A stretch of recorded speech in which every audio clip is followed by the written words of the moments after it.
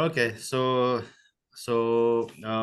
said earlier, so we had a very successful event in 18 19.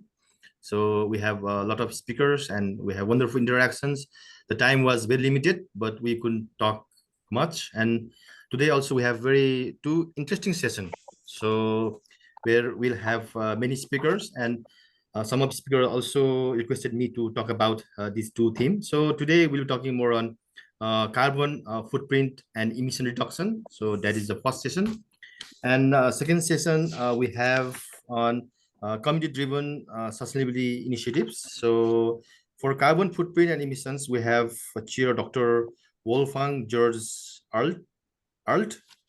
And for community-driven sustainability initiatives, we have Chair Dr. Halima Begum. She's already here. She's with us.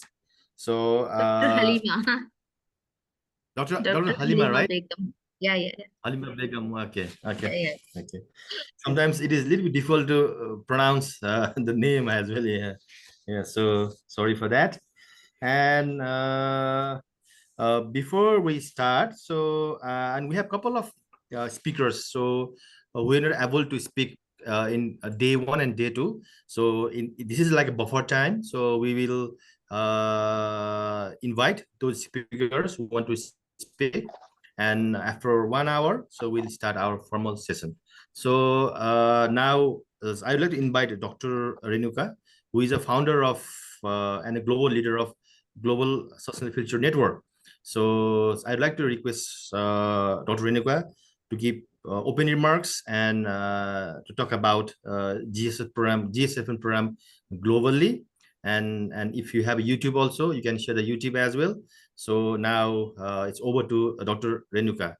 Thank you. Thank you. Thank you very much, Dr. Ujjwal Amitya, and welcome to everyone. Good morning, good afternoon, good evening from wherever you are joining. I have seen within these 2 days and today the third day that many esteemed speakers have joined us and shared their very interesting experiences and perspectives that how we should move towards all these issues related to climate change and sustainable development goal. So I am really proud that Ujjwal has led this session so brilliantly. And thank you for his enthusiasm and his team, organizing team. They have worked very hard in background. And in the first, on the first day, we had some problems with IT, and actually we have lost our YouTube channel. But I'm trying to regain the access to YouTube channel. But anyway, I wanted to share our few things, but that won't be possible.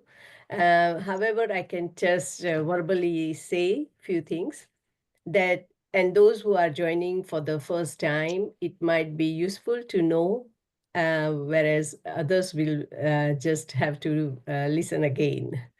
But you can add your experience from these last 2 days to me, showing that what you felt about it and how we can improve and how we can still move the journey towards what we want to achieve, that is sustainable futures, like shaping or capacity to shape our future. Again, thank you everyone for being here. So GSFN was founded in 2020, actually 2019 October, but we formalized our formation on 1st of January 2020, and we started with only 48 researchers around the world, and they were all early career researchers, especially from Brazil and Africa. But then within 1 year, first 6 months, we grew to 800 people. And today we are with 8,000 people, like 8,000 multidisciplinary people have joined us. Now we are not only researchers, but we have expanded our network to businesses, NGOs, and few governmental governments as well. However, what is happening that we are still at a dialogue level, still at a discussion level. We have tried to implement 3 or 4 projects. We have been successful in doing small projects like research projects. We have also published a book in together. We had very good experience of delivering one sustainable development workshop, that is shaping the future workshop, for the University of Belugua in Philippines. And that was a real success because we had more than 300 students attending that workshop, and it was a 6-month series. And uh, with that workshop, we have produced a book, and that book is now in publishing. It will be published by February latest coming year. From the UN, from GSFN, many others have got together and published publications together. I have also published another book with AFTA. She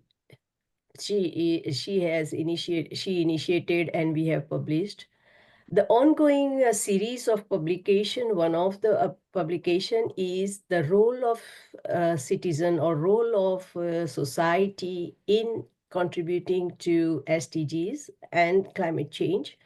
And if you want, I will put that link here. And if you have publications, do fill it in to get published. We have partnered with one of the publisher journal articles, and especially journal articles, who is based in Poland, and she is Dr. Eva Duda, and she publishes our the publication, journal article publication is free for us. So you can publish any articles, send it to her, and we will get published without anyone has to pay. Second, what we have done is also we have blogs, and that can be published on our website, but also you can publish on our partner website, which is Arcbound Foundation. Now, Arcbound Foundation also publishes books, but they have a model of crowdsourcing, funding crowdsourcing, where we publish help them to get funding and then publish the book. So for publishing, it is that. For research, we have got together so how does this GSFN works? We have huge number of people here. However, when we get together or someone proposes a proposal and they are really serious about getting it, we get together into a small group, and then it becomes a bit closed group, and we develop proposals and submit. So far we have submitted some very good proposals, though we have not been successful in everything, but we have been successful in getting grants until 50,000 so far, which is great. I think for us, because we are all voluntarily working, we have our own jobs and so on. But on top of that, we are making some efforts to do some, time philanthropy rather than money philanthropy, and we are trying to make this change. One of the project which we did was with the University of Goa, and that was also good. Like, we got 5,000 pounds to spend on this staff time, and we developed a paper which is really good paper, and it has already got citation of 70 citations, which is a really good thing. And then I have done 3 more projects. One is connecting with one university in Delhi, India, to identify what are the how we can increase business acumen of female known business graduates. So and this is a real challenge everywhere, I think. When a student, and especially female student, graduates from the known business courses, how they can increase, or what would help them increase their entrepreneurship, business acumen that the employer is looking for. Because we have seen that, in the current scenario, female graduates are more than male graduates, and in almost all disciplines. And however, when they get to the career stage, most female graduates fail to get the career that they would be actually, getting it, or they could be eligible for. And what were the reasons? And that we were finding, and we were trying to develop a CPD program for them, so that they can, get such skills that would help them to get employment and be successful in their career path. At the same time, I would like to say there is a huge gap in green skills. It is said that it is 3,000 times more green skill is needed. And that is why I think here, because our cohort, we have plenty of experienced experienced people here who can act as a mentor to the loads of early career researchers, because we have early career researchers, we have startups and many others, and we also have non-scientific and scientific, I mean non-scientific and scientific, I won't say scientific, non-academic and academic uh, group as well. And we also have, social scientists and the scientists from STEM. So we have, it is a good opportunity that you don't have to go far to find your partners or find your, interest here. And we have many, many NGOs who are really looking for support from, organizations, universities, so that they can be focused or they can be directed to do some very effective work in the community, because they have access to the community. They know what are the needs and priorities of the community. And what I see as my engagement with these NGOs, that there is a huge need for sanitation, for scientific awareness about everything, whether it is waste, energy, water, and so on. And that is where we also want to focus in coming time. So huge things are going on. And lately I have got a grant, which is actually with the University of Central Lancashire, where I am part-time lecturer.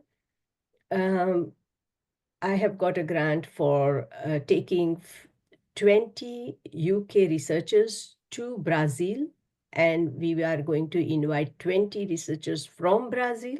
So we will be a group of 40 researchers, and in July 2025. And we will be talking about severe impacts in Amazonia and how to inform these, and also to build the capacity of traditional indigenous people um, to address these climate change. At the same time, what we are going to do, we are going to take some liberty of these workshop to engage wider audience. So we will be organizing the workshop in a hybrid mode. And I will, anyone who is receiving GSFN emails will certainly receive an information to join this. And I would like all of you to join and contribute to it. And we are also going to start the process of how we want to work on that workshop, because workshop is only 3 days workshop, and it is, I think, it is going to be a living lab to identify that. And we want to be prepared for that. Within that short time, we want to just capture plenty of things. And therefore, we will do the preparation starting from the January end to July, so we can get few things on. And following that, we are going to apply for few grants because these 40 people and more getting together for 18 to 3, 24 hours, it is going to be a huge amount of human resources and intelligence flow. And this is going to make a difference to GSFN and the others as well, whoever will be in that workshop. And we are going to pave the way for many funding opportunities. Now coming to the Global South Summits, I think since 2024, January 2024, we have started these Global South Summits, and they have been real success. I'm really proud today to say that, Ujjwal has made it very possible to tell, like I can speak that it has been success. And starting from the January, I am always grateful to Tura Brandwa, who took this opportunity for delivering the summit in Pakistan. And in Pakistan, I had seen the same vibrancy that I see in this one. And it was a huge success. And we got so many people learning out of it and listening, exchanging their intelligence towards it. Within the year, we went through series of these summits in Egypt, Kenya, Nigeria, Zambia, and we had our partnership with South Scholars, and then we had these. So we in total we did 8 summits.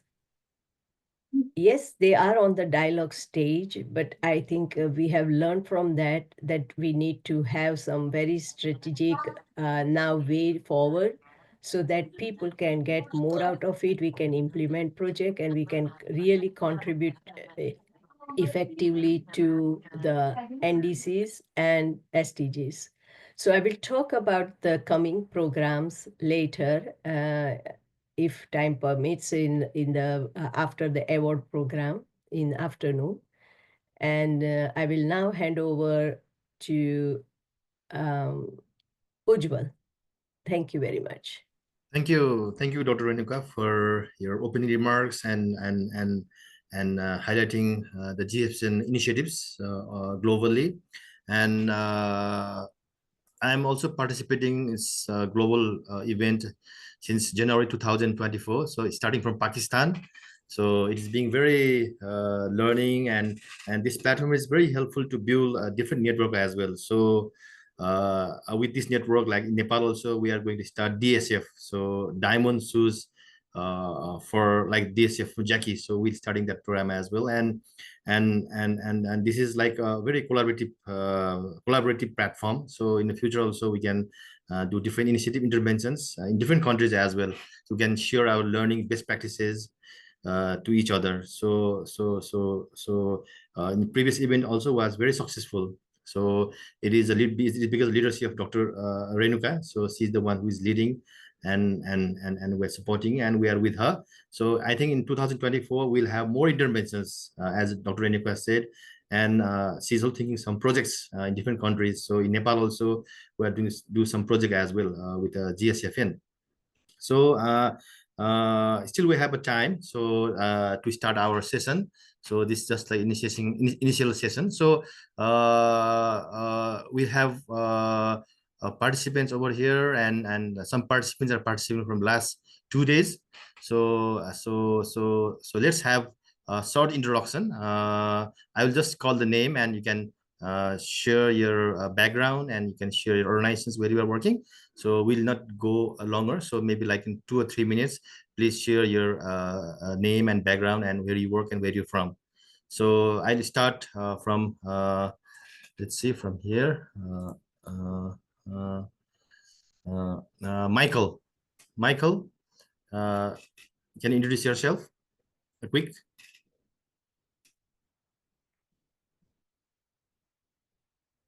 Michael Wanjuji. He's not there.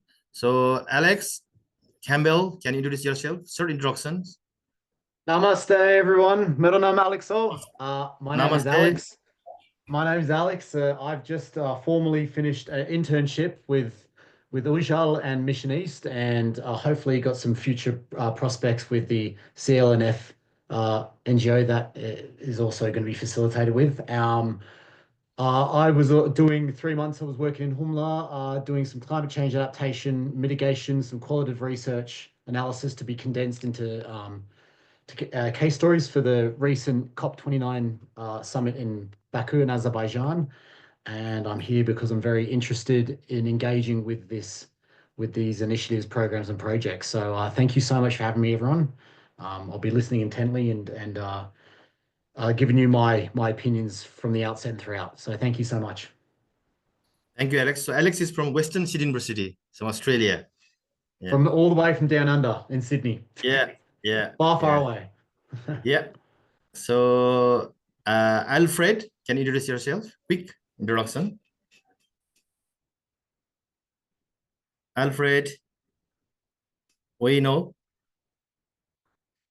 No, so we'll come back to you as well. Amir, can you introduce yourself? Very quick. Greetings, everyone. Yes, my name is Amir Budathaki, and I recently completed my PhD from Prince of Songkhla University in Thailand. And I work in Tier Fund UK office based in Nepal. And my role here is program and operation. I look in those areas. And I'm also involving in one of the movement called Environment Care in Nepal. And I'm very passionate in the topics that we are discussing here for the last 2 days and today. Yes, thank you so much. Thank you, Amir. Andrew? Good morning, good afternoon, and good evening, everyone. My name is Andrei Cheshev. I am a Deputy General Director of the Vernadsky Non-Governmental Ecological Foundation from Moscow, Russia. And I've been here for 2 days, and I really, today is the third consecutive day, and really found these conferences very interesting and very enlightening. And I do hope that we will get in touch, and because what we've been doing and what the Global South initiative has been doing is very similar and has much in common, and I'm really happy to be here. And thank you very much for having me, and I do hope for continuing our cooperation in future. Thank you very much. Thank you, Andrew. Anwar Sadwat? Anwar Sadwat?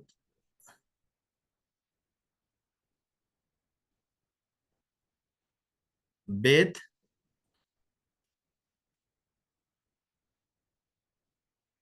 You are muted, Beth. Yeah.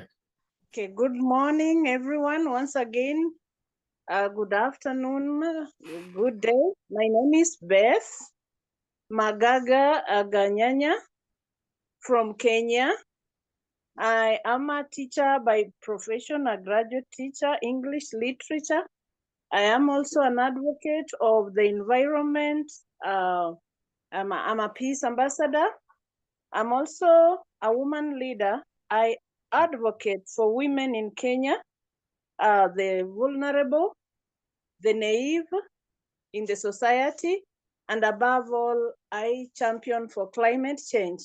And I want to thank the Sustainable Features team and what is happening. I'm sure we are expectant much is coming out of this. Thank you so much. Thank you, Beth. So now Dawson.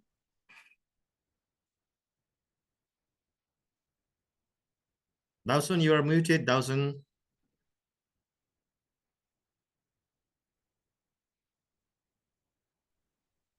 Can you introduce Dawson? We can't hear you.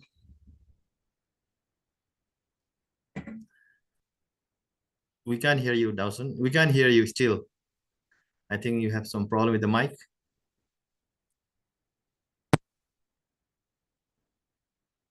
You get me? Now, yeah, a little, yeah. Okay, so, yeah, I'm Dawson Msumange from Tanzania. Yeah, I can say I'm a social entrepreneur, but talented in enhancing uptake of regenerative technologies. And currently, I'm working with my organization, Tanzania Ecotech and Conservation Hub, where I'm trying to bridge the gap for communities to invest in regenerative technologies and using my startup by giving them the opportunity to learn through on-job technical training. Yeah, so I'm trying to keep them, try to shift from the life as usual to regenerative size.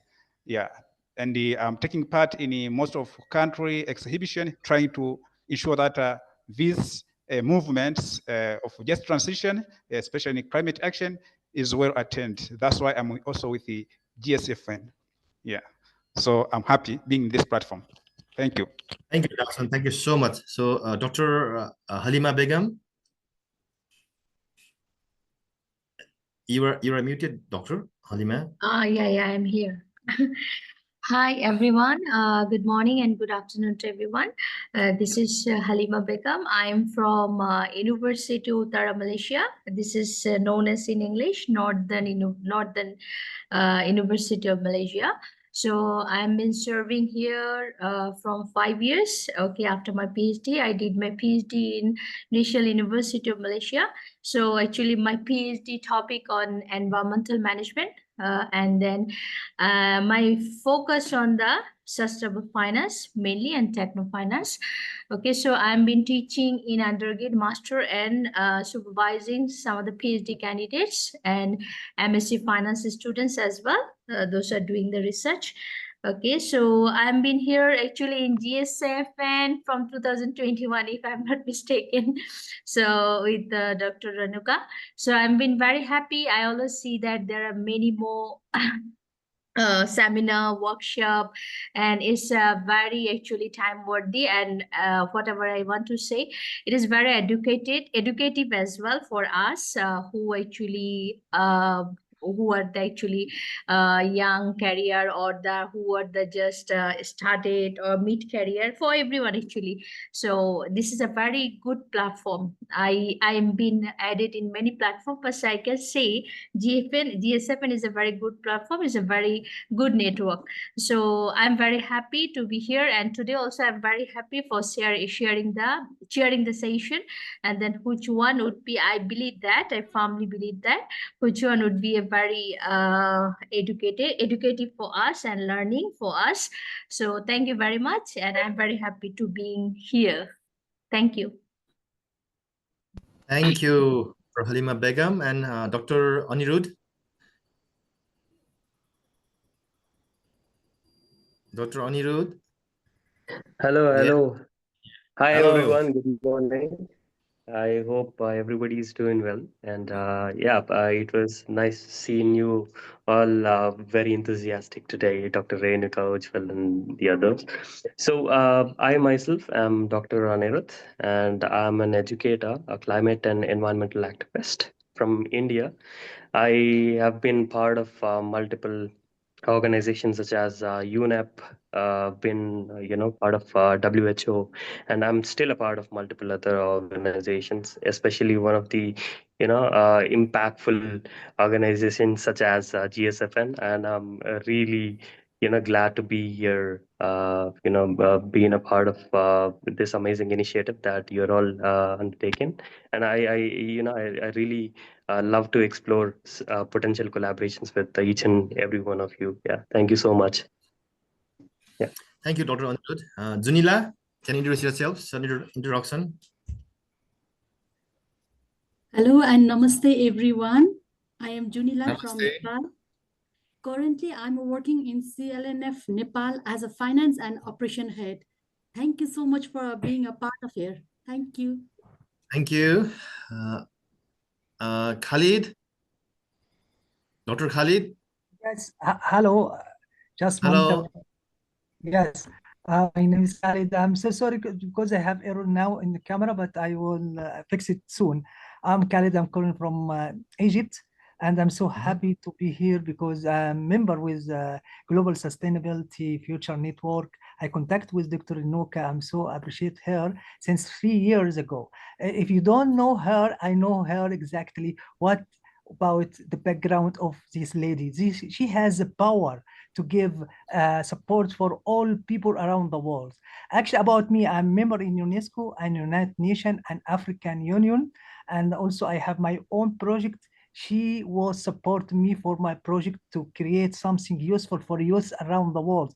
Maybe if I have sometimes today, I share a little bit the information about the project. Maybe it will be interesting for Nepal because the background of great support, she is Dr. Inoka. As I am member in Global Sustainability Future Network, I do all the best what I can to support for all youth around the world because that's the vision for Global Sustainability Network. I'm happy to be here, but soon today I will share, if I have time, to share my project to for everyone. Thank you. That's about me. I'm Khalid. Thank you. Thank you, Khalid. Sure, maybe after this introduction, you may start with your introduction, with our project. Thank you. So let's go with Matilda. Matilda.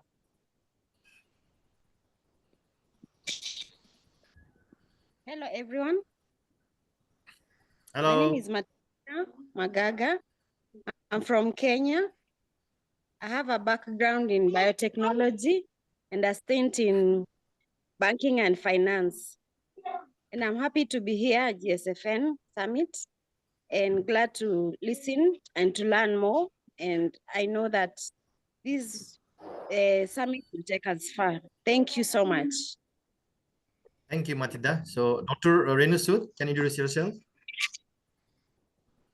Dr. Renu Sood.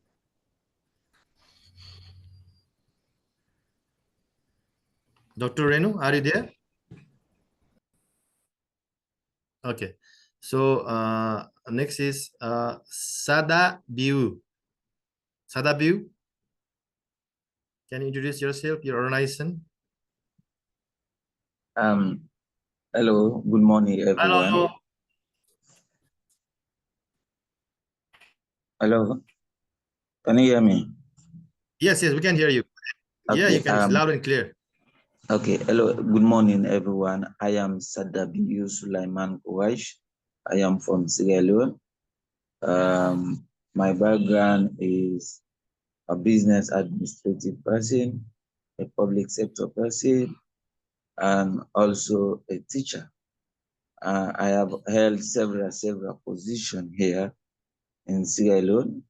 I have served as country representative for Sustainable Development Brigade. Also, hello. Yeah, we can hear you. We can hear you. Okay. Also, I am President Youth Association of Sierra Leone. Thank you very much. Thank you. So, Samuel Tuku, can you introduce yourself? Samuel Tuku. Hello, good morning. Can I please get 10 minutes? I'll get back, please. I'm on the road.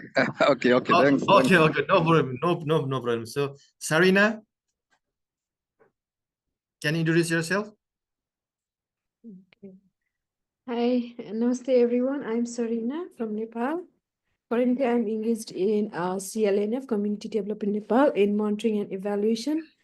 I'm so happy to be part of this conference as an organizing team. Yes, welcome, and let us learn together again today.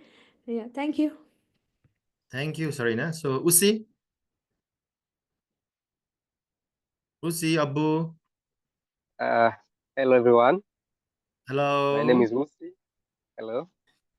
My name is Usi, the Industry 5.0 Ambassador in Tanzania, and Hunt Coordinator for Global Sustainable Future Network, and also Conservation Catalyst on World Yap Community. Previously, I worked at Tanzania Development Trust as MAPA. I have been part of UN Volunteer Program since 2016. Thank you. Thank you. So, William, can you introduce yourself, your name, with your organizations, where you're from? So, it is quiet here.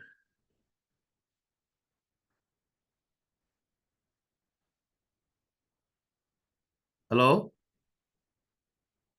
Okay, Asmita? Asmita? Okay, Williams. no problem. So, Williams, my name. Okay, William, go ahead. Go ahead. My name is William Azekwen, CEO of Pacolines Global Services, based in Benin City, Nigeria. I deal on freelance services, telecom services, and general contracts. I've been GSFN coordinator since June. I'll be able to coordinate people in my area on youth development. I set up a computer learning center for them to have access to free internet services and free information. I'm the youth secretary of a political party, PDP, in my ward. I'm also the financial secretary of PDP in my ward. So I'm also the vice chairman of a zone in my community. I've been a youth secretary in 2015 to 2017, and I'm also a graduate of mechanical engineering. So I want development in my area, in the area of we have short of lights. We don't have electric issue here. That is our major problem. So we need a development of how we can bring a sustainable development goal into my community. Thank you very much. Thank you. Thank you. So, anyone missing with the introduction? So, please go ahead. Anyone? Okay. So, thank you very much for your introduction. So, if I miss someone or if new colleagues comes in the group, then you can write in our chat box as well.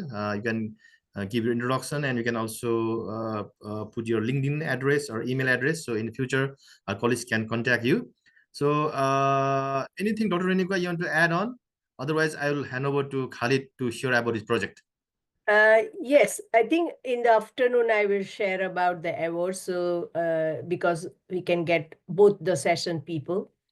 So yeah, please carry on with Khalid at the moment, and then we can also play the video if we want, and then we can go the other video from one of the presenter. Okay. Okay, Mr. Khalid, we want to hear about your project. Go ahead.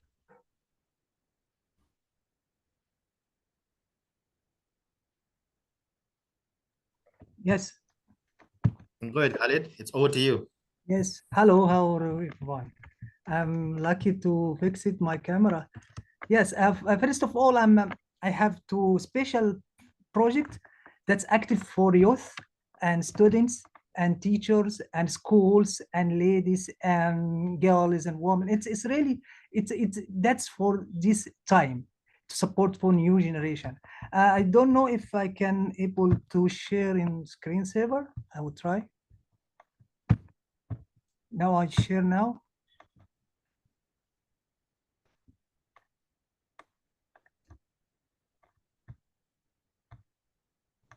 It's now ready. Not yet, not yet. Otherwise, you can send to Dr. Renuka or me. Oh, it's coming now. Yeah, yeah, yeah. Yes, okay. It's Yeah, starting it. Yeah. the internet is not so quick. It's crowded all the time.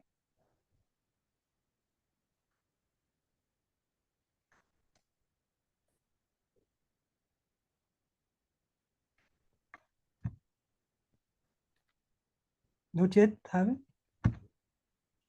Yeah, we can see. Yeah, we can see. Khalid. Yeah. Yeah, Go now it's ahead. okay. Yeah, we can see. I think now it's ready for me because I have to continue. I think now it's good, huh? Now it's good. Yeah, now, yeah. Yeah.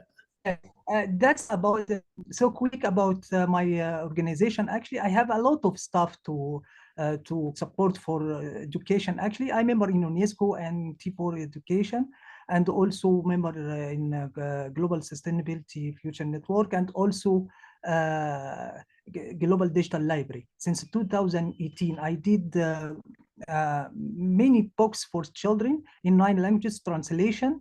For all children around the world, it's free. Maybe I will share the link. You can also use reading in Global Digital Library. That's for free for all schools, all children around the world.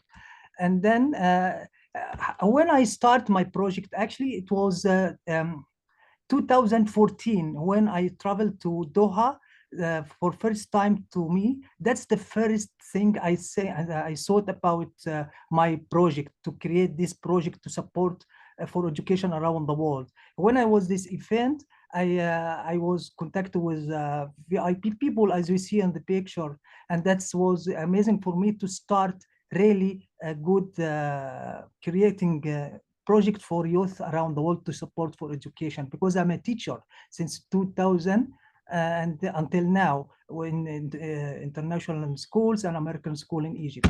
And here I also, when I connect with the UNESCO with Mobile Learning Week, it was 2017 when I contacted with the headmaster of this project in technology, how we can create learning in device, for example, in mobile, how we can support in education during the mobile device.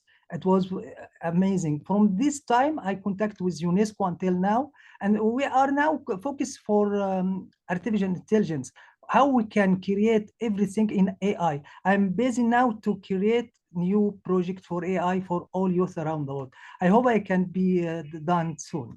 Here also, I was also in China.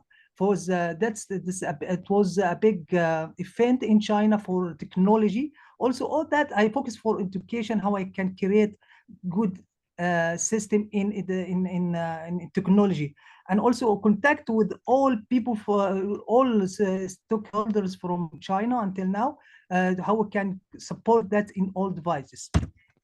And also, I was in Canada. This organization is focused for qualified education. I learned a lot from these people. Also, I contacted with them until now.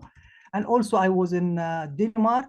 That's also for evaluation for education around the world. That's also amazing organization. I remember there also.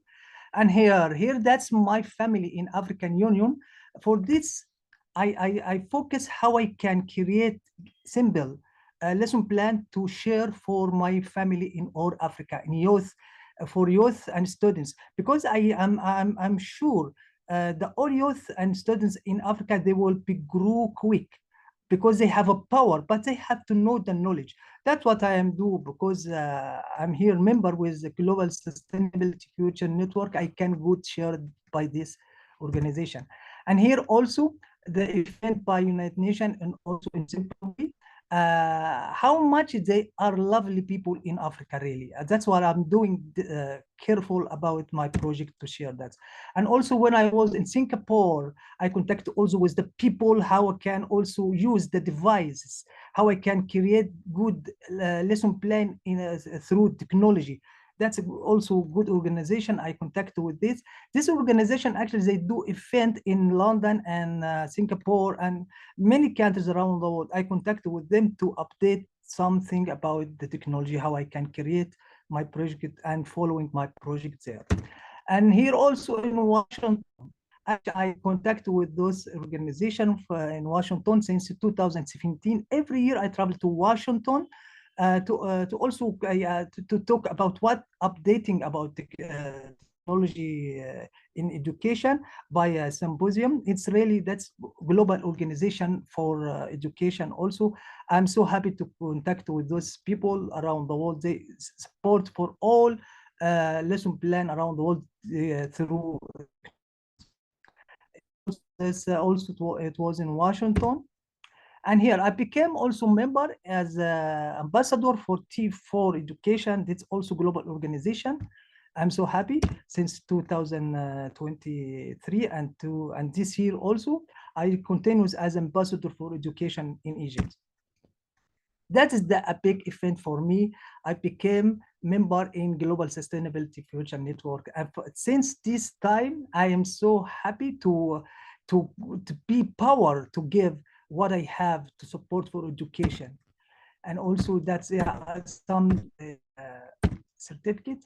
And also that's event in Colombia and Latin America. Also, I was sharing my project there. It's also global organization.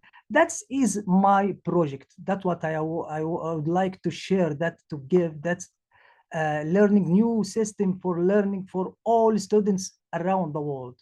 I hope I can do that also for Nepal, because I'm talking about three important things for youth. Because I'm a teacher, I am teacher since 2000.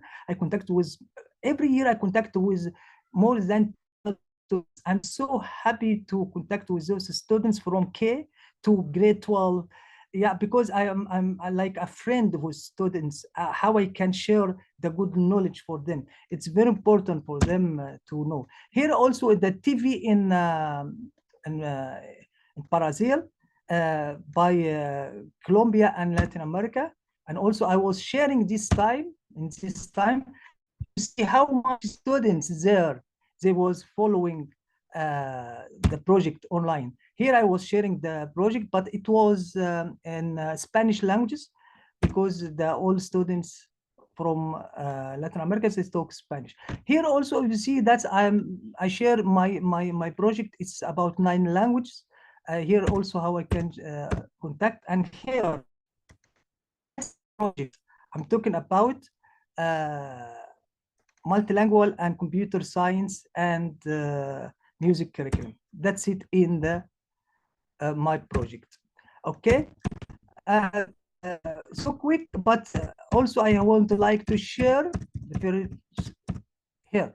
That is the new group. I have contact with them now since 3 months now. We are group, we're talking about climate education through music. We create new song, and also I will translate the songs in 9 languages to let the students know more about climate change, how they can feel to grow with climate change, how they can support their country for climate change through music and singing. That's what I'm doing. Here is the event that was soon I did for my colleagues and teachers and students in my school, where I share also about the climate change, how we can teach the students to be grow also in their life in good and green countries and green schools by climate change. Here also the students in my class are happy to following what about climate education, to learn more. And here's the exciting to learn the song for climate change, to sing this on all time, to be focused on this environment for climate change. And here's also culture event. The children, you see the children in grade 5, they are happy to play the song for education, climate change. Yeah, that's really, it's a very important issue right now. Just I stopped to share. I hope that's makes sense for you to learn more about how we can together share the good knowledge for students, because we don't focus only for climate change. There is also climate education, the good students' life. Just we are together, working together, how we can support our children for new generation. That's a good point. I'm here if you have something to do or I can help. Just contact directly with Global Sustainability Future Network. We are good group. We have the leader, special leader, the great lady, Dr. Ranuka. Thank you for this opportunity to share what I have. I hope it will be lovely for you in future. I can support for everything. Thank you. And thank you for your time. If you have any questions. Thank you, Mr. Khalid. It was really good to know about your project, and you are doing very differently and very innovatively. Especially you are engaging children on climate actions through music. That is very interesting. So maybe in future, like maybe we can see how we can collaborate, because we also work with children in Nepal, especially school children. So let's see, like, and we also working to help the build like a climate champion. So this can be some of the initiative that we can see in the future and can partner. So is there any like comments to Khalid? If you want to ask anything, or Khalid, you can also write your email in your chat box, so yes, sure. Yeah, colleagues can contact you in the future. Sure. Yeah. So I will give like 2 minutes, 3 minutes to have any comments or any question to Khalid. You can raise your hand as well. Or if any question, you can write in the chat box, so I can read the questions.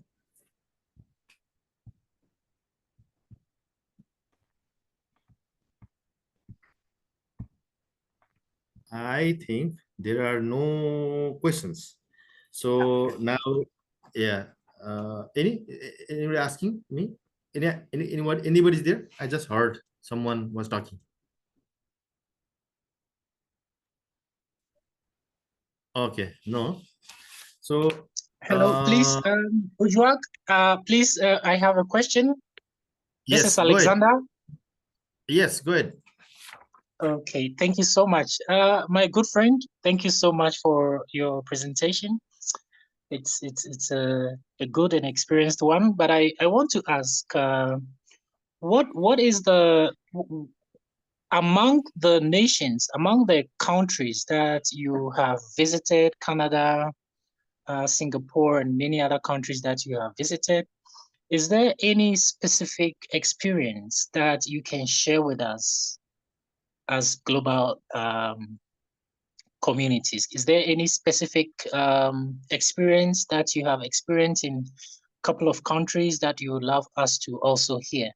That's all about it. Thank you. Yes, thank you for your question. Just I would like to clear this what I have actually. I'm member with those global organization because I became member in UNESCO. As you know, if you are in UNESCO or you visit UNESCO before, because I start travel to France to UNESCO since 2016. Every year I have this event. It's a mobile learning week, and there you can meet VIP people from all over the world in UNESCO. We are together focused on only the education.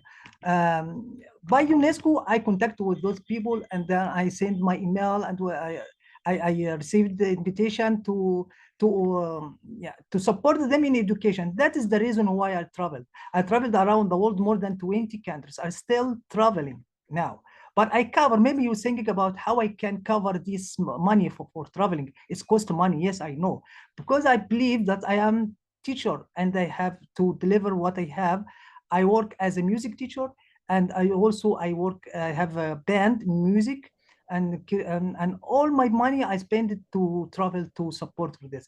But about this organization, okay, if you can contact me, I will send all information. Just contact me. If I have events, just I can send you the how you can apply for this if you focus in education, because this organization only for education. we support only for education. There is event in Spain, in Germany, in Netherlands as well, in Canada and in Australia. Yeah, and all over the world. Those focus only in education. I will share the information. Thank you.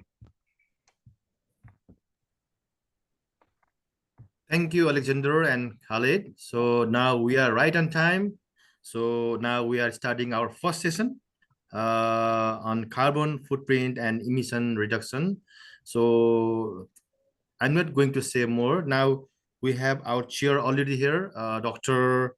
Wolfgang George. So I would like to welcome Dr. Wolfgang George to lead the session. So if time permits, I will also present a small like learning from our side as well. So we have a speaker today. So and right now I'll hand over to Dr. Wolfgang, and if anything, I will be jumping in to support Dr. Wolfgang. Thank you. So over to you, Dr. Wolfgang. Okay, so welcome everybody. I hope that you can hear me. Yes, we can hear you. Yes, we can hear you. So I'm very happy that I can be the chair for today's session. And already I see there's Dawson Suma has raised his thumb. Do you want to say something? Go ahead. Dawson. I was reacting that we hear you well. We get you well. Yeah. Yeah. I was saying like we hear you well. Yeah. You were having a question. Hello. No one has a question. Okay. Are there Renuka? No. Hello. Yes, I am here. Hello. How are you? Thank you. Can you hear I'm me? fine. I'm in Kathmandu, and I'm very happy that outside there's a little temple, and they have been playing music the whole morning. And I was afraid that you will not be able to hear me, but they have just stopped. So if you see hear some trumpets in the background, maybe they will start again. But Okay, so welcome to GSFN, and I want to take a minute to introduce you to everyone. So I'm very grateful that you took this opportunity to, be with us today and also to take this session chair position. So, however, we have been, like GSFN, been engaging with Professor Wolfgang from many, I think 2.5 years or more. And he has led a very good initiative in meaningful tourism, which we were part of, his judging team, but also we participate as well. And for 2 years, and he has developed a index, isn't it? Index about tourism, where they had captured about more than 80 variables to indicators to see how we can improve tourism, and especially as a meaningful tourism. And we got plenty of good, entries when these two competitions were there, right? And they were from around the world. I remember that, and I do spread the word when I go out and talk about tourism. I always mention you, that you should get in touch with Professor. And Thank you just very now, much. Professor was, at that time, he was in Germany, I think, and then he has moved to Nepal. So actually, Dr. Ujwal, it will be good for you to know that he is in Nepal. He's in your country at the moment. So please introduce yourself and then carry on with our session. Thank you. Yeah, so thank you very much for your kind words. And indeed, I moved 3 months ago. I moved from Germany to Nepal, and actually, so I want to stay here forever. So for the rest of my life, if I get a visa, that is a big problem in Nepal, but I'm sure I will eventually do this. I came here together with my wife, and I'm already deeply involved in the Nepal tourism development. So we, for instance, in February next year, we will have a conference called NICE, Nepal, India, China Expo, end of February, and together with the PATA Nepal chapter. And I'm also one of the organizers of the conference, coming together with that. So, and as Renuka said, yes, so I've been working for many years for the Chinese market, and I have since 20 years. I have been running the China Outbound Tourism Research Institute, and I still do that. But during the pandemic, well, we all had some time to think and to reflect.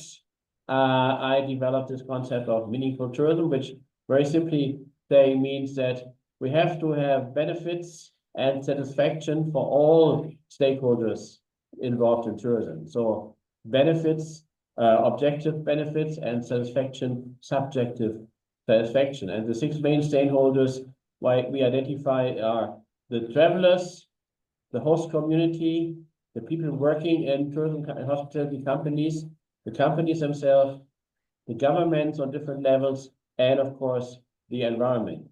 So all these 6 have to be having benefits and satisfaction. Otherwise, you cannot have a sustainable development. And we have seen that in some places, the host communities are throwing stones at tourists and spray on the walls. We don't want tourists here, over-tourism. We saw in the pandemic, many people lost their job in the tourism industry, and they didn't come back because they found they can find other jobs for the same money, Monday to Friday, 9 to 5, sitting down, not being shouted at, not having to work on weekends, because employees were not treated very good in many tourism and hospitality jobs before. And of course, well, our big topic is the environment. We all are witnessing the results of climate change every day, and also here in Nepal, of course, the melting glaciers are the biggest topic, and so Nepal is one of the countries also affected by the climate change.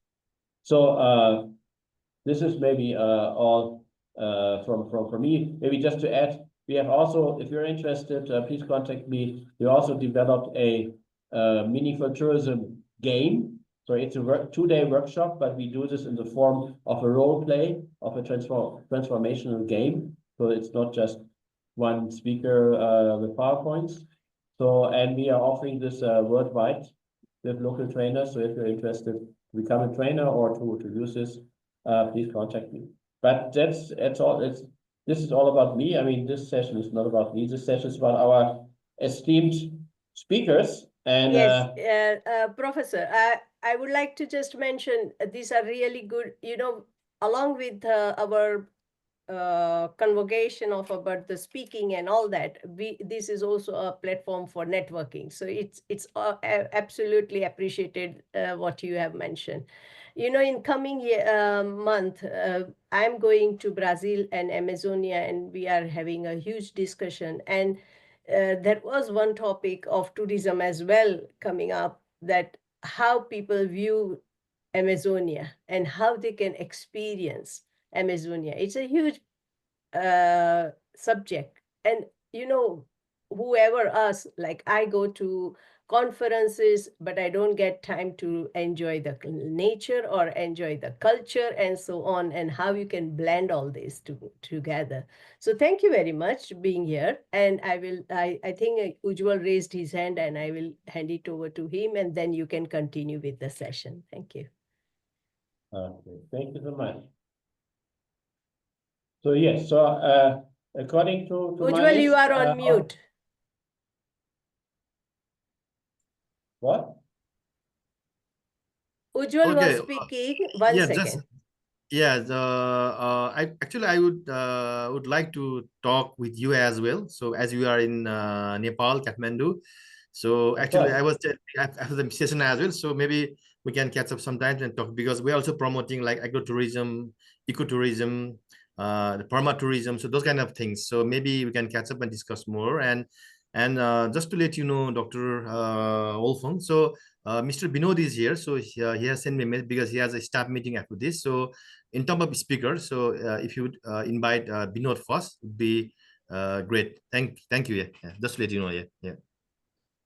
Okay. Yes. No, certainly. I mean, it's a funny thing that we have to have somebody in Britain to helping us to come together, being in the same city. But so that is the advantage of modern technology.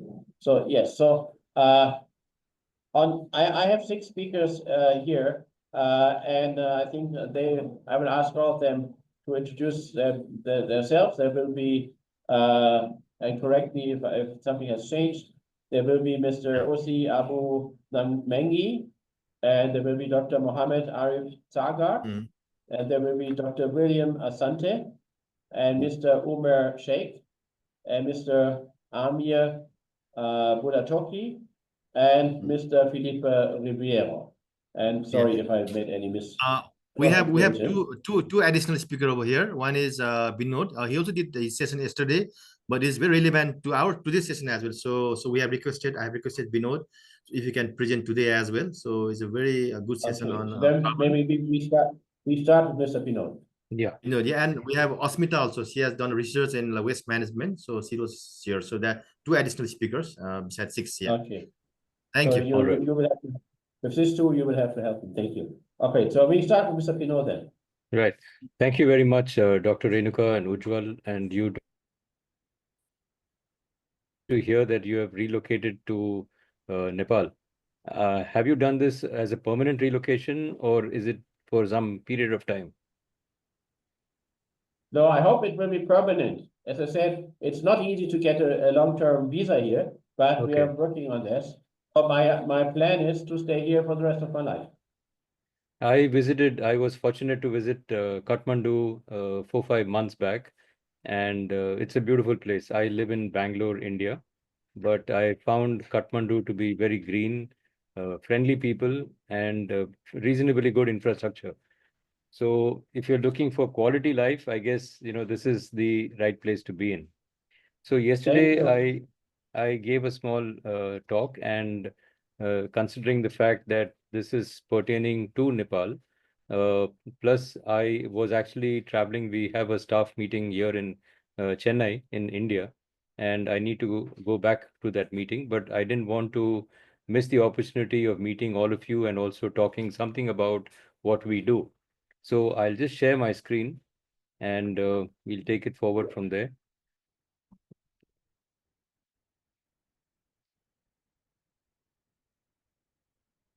Yeah, can you all see my screen? Yes, we can see it. All right, great. So I represent a company called AIROI, which stands for the use of artificial intelligence to improve your return on investment. We are basically a climate tech company, and we have been in the climate tech space for over 2.5, 3 years now. So we all know that the reasons for global warming is essentially due to various kinds of human activities. It could be industrial, it could be population, it could be mining, the kind of luxuries that we want in our day-to-day life, the use of more and more fossil fuel-based vehicles, and so on. But globally, over the past few years, approximately 190 plus countries have come together, and we are all supposed to be working seriously in reducing the effects of global warming. So what we understand is that there is a target that we should not increase the global temperature by 1.5 degrees centigrade. We have brought in a fair amount of technology to ensure that organizations, countries, individuals who are interested in making this dream a reality, we will be able to facilitate these people with the technology that is required at, it's very easy to use platforms. So the solutions and approach to climate change mitigation is basically phasing out of fossil fuel wherever possible. So vehicles which use petrol or diesel, if they switch to electric vehicles, it would be a major advantage. Now, since this discussion is specific to Nepal, I am also happy to inform you all that we had signed up an agreement with a couple of companies in Nepal which transmit hydropower to India. And because the transmission of hydropower to India takes place, they are entitled to carbon credits. So this has been facilitated by Nabal Bank, which I believe is the leading bank in Nepal. We have also signed up with an NGO a couple of weeks back for waste management, plastic waste management in the Kathmandu region. And once the Mount Everest zone opens up, we will also facilitate carbon credits based on the waste that is collected at Mount Everest. So Mount Everest being one of the world's most well-known places, very heavily used by tourists, is also supposed to be very heavily polluted because people don't carry the garbage, the plastic and things like that away from there. So we are working with this NGO to ensure that Mount Everest is kept clean, and in return, they get carbon credits which can be monetized over a period of time. We have also signed up with the Chowdhury Group, which is into various industries. What we have signed up with them for is the electric charging stations, which they are implementing across Nepal. Currently, there are approximately 230 DC charging stations. Their target is to reach 400 by end of 2025, and then take it up to around 800 to 1,000 by 2030. In addition to that, there are some 3,500 commercial vehicles, public transport commercial vehicles, where we will calculate the carbon emission reduction because they are moving from fossil-based into electric vehicles, and that carbon credit which gets generated will also get monetized. What does AI ROI do? So we are basically, as I mentioned, a company which is a climate tech company. We bring in technology into various aspects of climate, whether it is to, in EV vehicles, in agriculture, in waste management, in cement industries, various aspects. Wherever possible to bring in technology, we bring that technology in. Now we have developed two platforms. One is called the Green Carbon Wallet, and the other is Net Zero Trace. Before I get into that, this is essentially what we do. We have the Green Carbon Wallet. We have the Net Zero Trace. We do decarbonization analytics and AQI analytics, that is Air Quality Index analytics. So what does the Green Carbon Wallet do as such? Now, the Green Carbon Wallet is a very interesting platform wherein it allows a client to see the status of his project at any given point in time. So the moment we sign off with a client, there is a hand-holding process which starts, wherein we collect information or data from the client. Based on that information, we prepare a pre-feasibility report that is then developed into a project description document, which is a PDD, or the document required by the registries to approve a particular project. We handhold the client in how to deal with the auditors, the third-party auditors, which are appointed by the registry. What are the kind of documentation that they look for? What are the kind of evidences that they look for? And then when the auditors come down, we are there with the client to understand what are the shortcomings and how we can help the client ensure that those shortcomings are addressed so that the project gets approved, the carbon credits are issued by the registry, and the same gets monetized. The net zero trace is something which is basically meant for all kinds of companies which are targeting to reduce their carbon credit or reduce their GHG emissions. Now, the Net Zero Trace is a platform where a company works in the ESG space. It works on scope 1, scope 2, and scope 3. So depending upon the company's size, the industry in which the company is operating, they can decide which scope to go in for. And the company decides that in the next 5 years, or in the next 10 years, or in the next 15 years, I want to be net zero. So we guide them in every step of the way. what are the steps they can take department-wise, vendor-wise, or customer-wise to ensure that within the target, defined target, they are able to reduce their emission and achieve net zero. This is again a very user-friendly platform. It is AI driven. It has got science-based initiative. SBTI is a part of it. It covers ESG, GRI. In India, we have something called BRSR, and it caters to almost all the standards that are there globally, which are laid down by the international bodies. The kind of projects that AI or ROI deals with as on date are these. In agriculture, we have tea, coffee estates, coconut farms, bamboo. We are also looking heavily at working seriously with a company in the US and some companies in the Middle East on methane emission from cattle. So there are many ways in which technology can be brought in. By measuring the methane currently, we form the baseline. We then change the diet, which are approved dietary changes, which reduce the methane emission from cattle by almost 30%. And that reduction results in carbon credits, which again go back to the end customer or to the farm owner. In smart cities, I mentioned in the previous slide about air quality monitoring. What we do is we don't make any hardware, but we have connects with people who make hardware.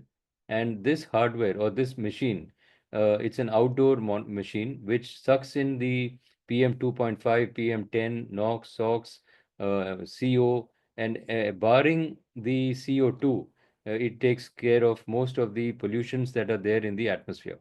There is an electromagnetic field that is generated, and there are a lot of filters which are there. So all the particles which are solid and not necessarily visible to the human eye get absorbed, and clean air is thrown out, forming a kind of an envelope with a 50-meter radius.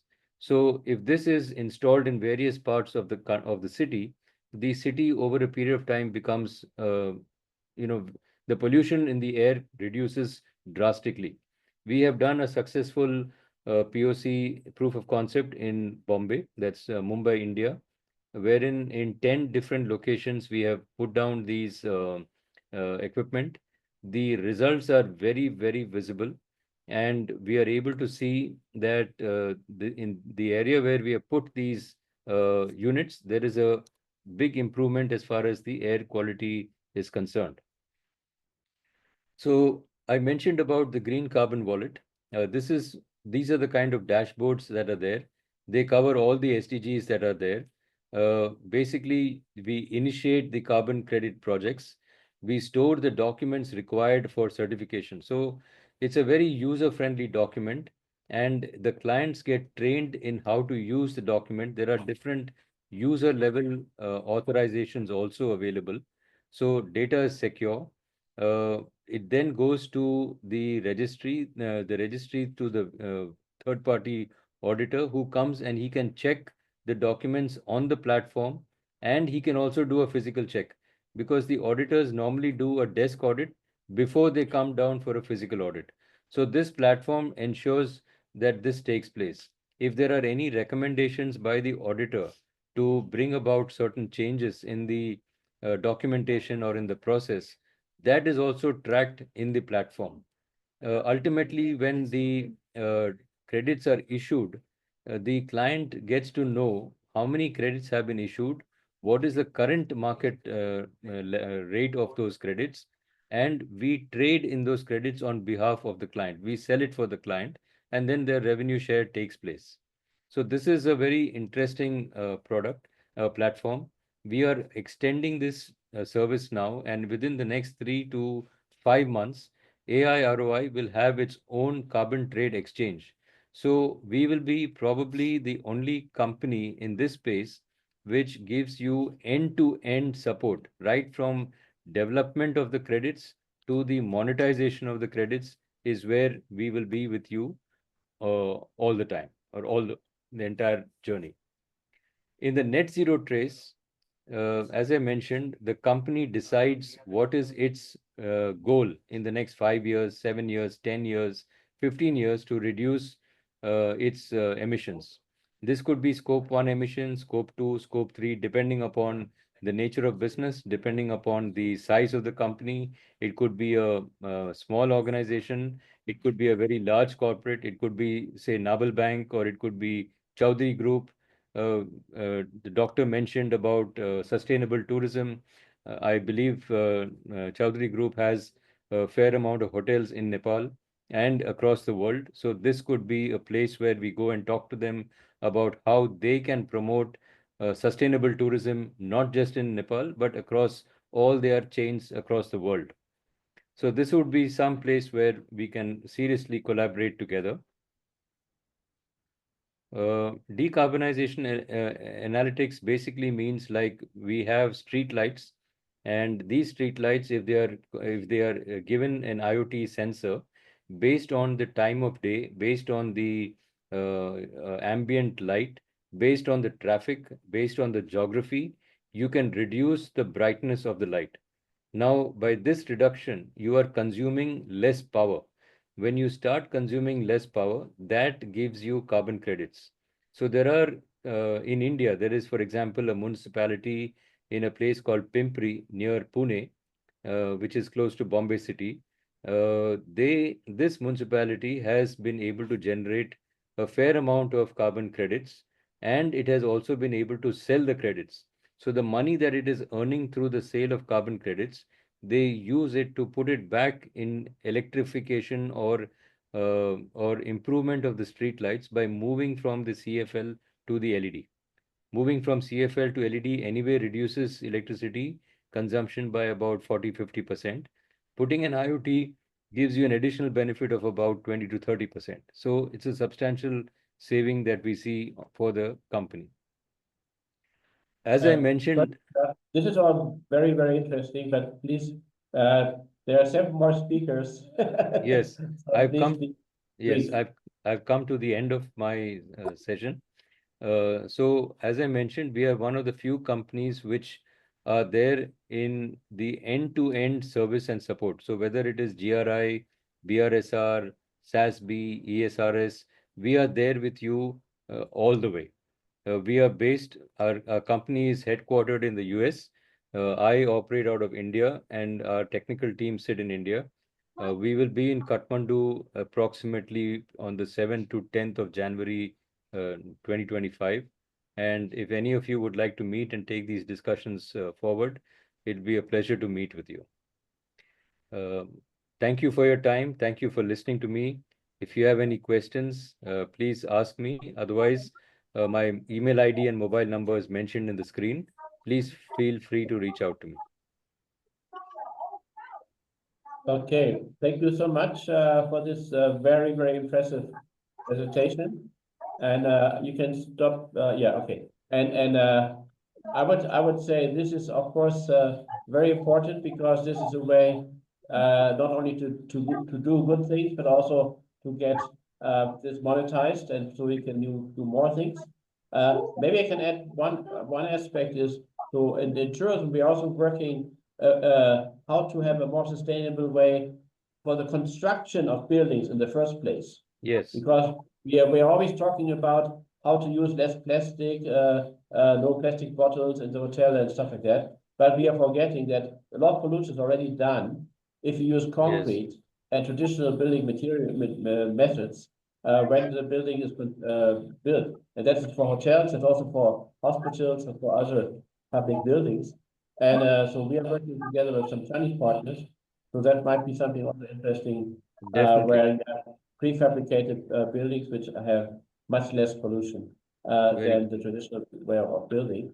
And this is something where probably also the carbon credits will be a very important point as well. So thank you very much for sharing this with us, and I hope we will meet in Kathmandu soon. Okay, so with this, thank you so much. Urba, there's another lady you said who will also additionally speak. Can you Can you tell me who is this lady? Is she here?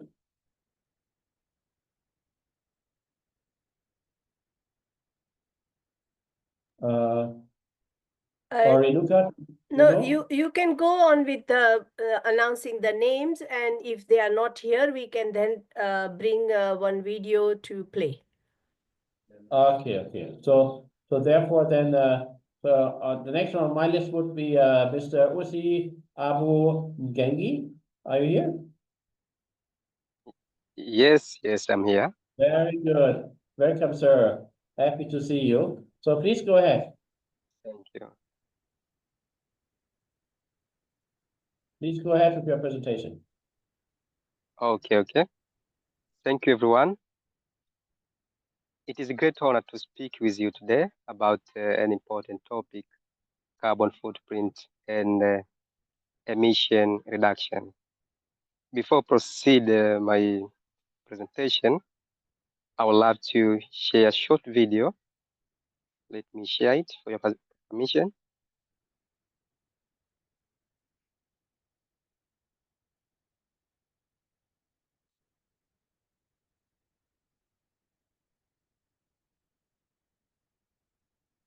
Oh, sorry, it is not supported. Let me continue. A carbon footprint represents the amount of greenhouse gases released into the atmosphere through activities such as energy uses, transportation, and waste production.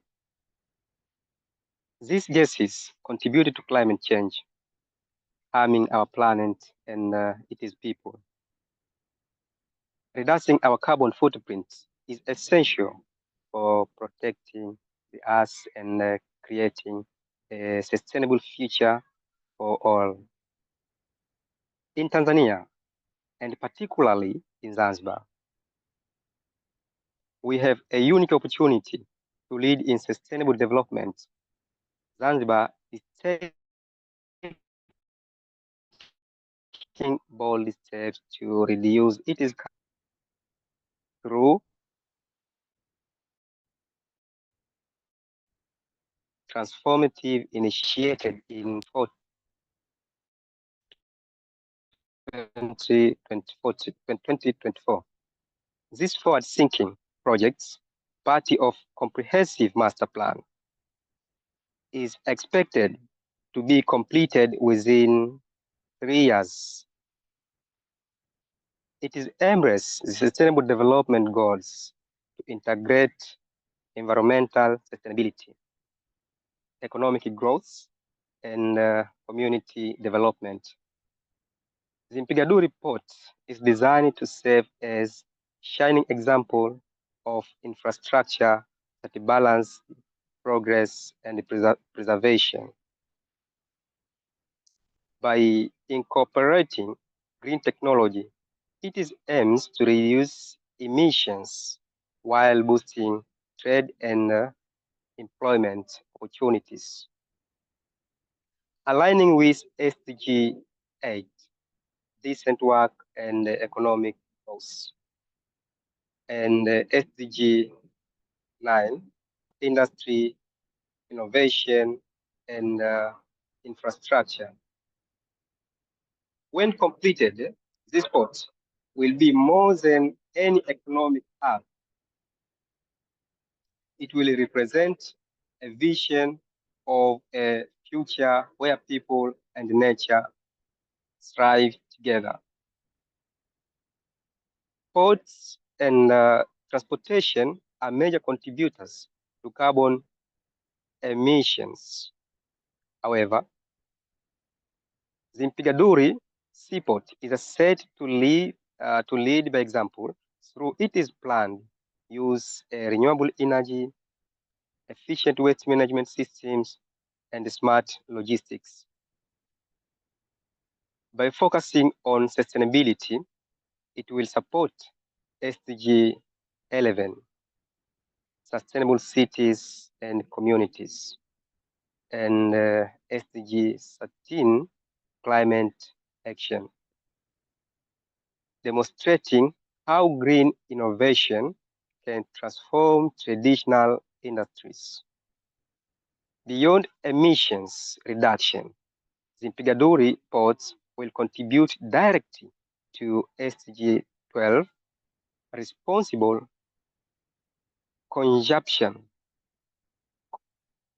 and production, by promoting waste prevention and resources efficiency. It will also support SDG 14, life below water, and SDG 15, life on land, ensuring marine and terrestrial ecosystems are preserved while economic activities flourish. Let me remind you, Industry 5.0 is a fast industry evolution led by humans. Its mission is clear: to build a wasteless world for all. Introduced by Michael Rada in 2015, Industry 5.0 focuses on putting people first.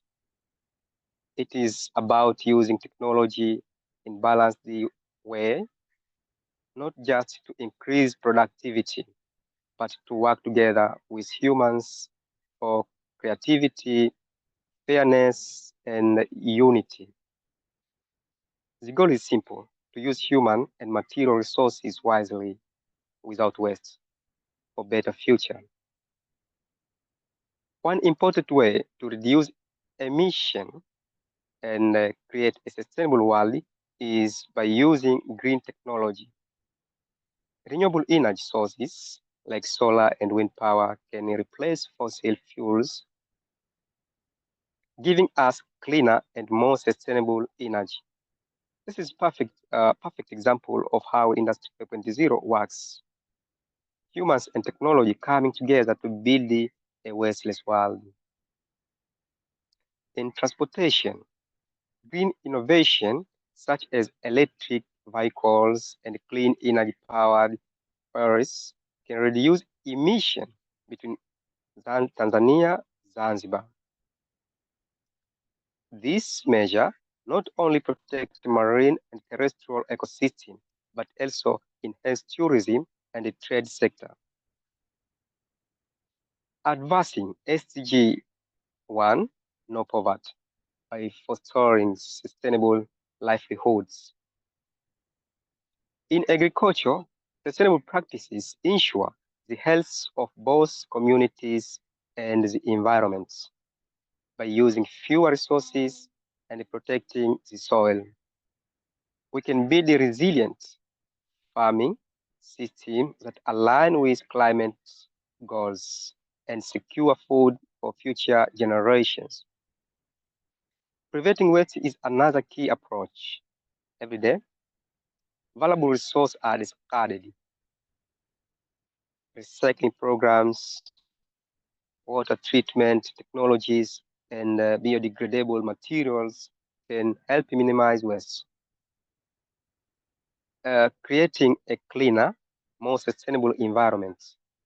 However, reducing emission is not just about technology, it is about people. It is about working together with love, sharing ideas, and inspiring change.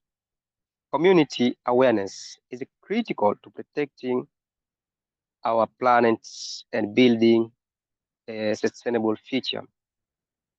Small action, such as using energy wisely, avoiding single-use plastic, and supporting clean energy projects, reflects our commitment to harmony with nature. Together, we can reduce our carbon footprint, protecting our lands and oceans, and ensure a future where both people and nature thrive. Let us work toward a wasteless world guided by love, unity, and care for each other and our environment. Thank you.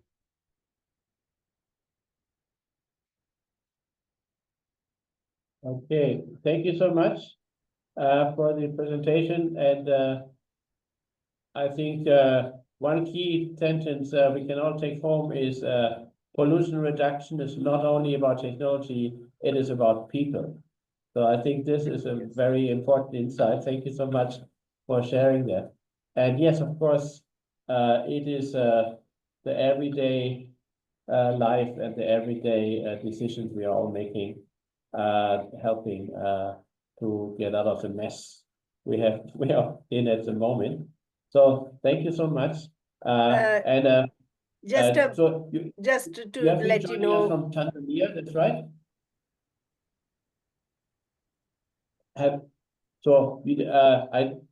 Where are you? Where are you now? You're in Tanzania?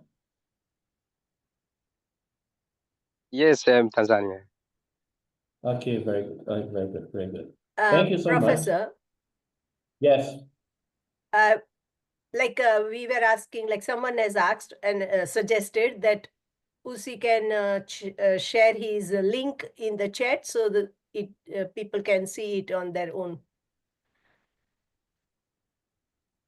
Yes, Usi, if you can share the link on the chat, which you could not show, then everybody can have a look. Yeah. Thank you, Alexander, for having this good idea.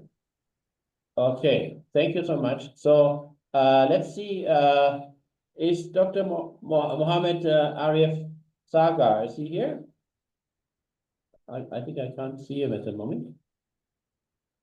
Do we have a video from him or not? Okay, if we see not here, what about Dr. William Asante? Hello, I'm here. Yes, I can see your name. So please turn on your camera and your audio. It's already on. Yeah, there you are. Very good. Welcome, sir. Please Thank you go very ahead. much. Thank you very much for the opportunity. I don't know if I can also share my my presentation. So let me try if I can share it with you. Please do.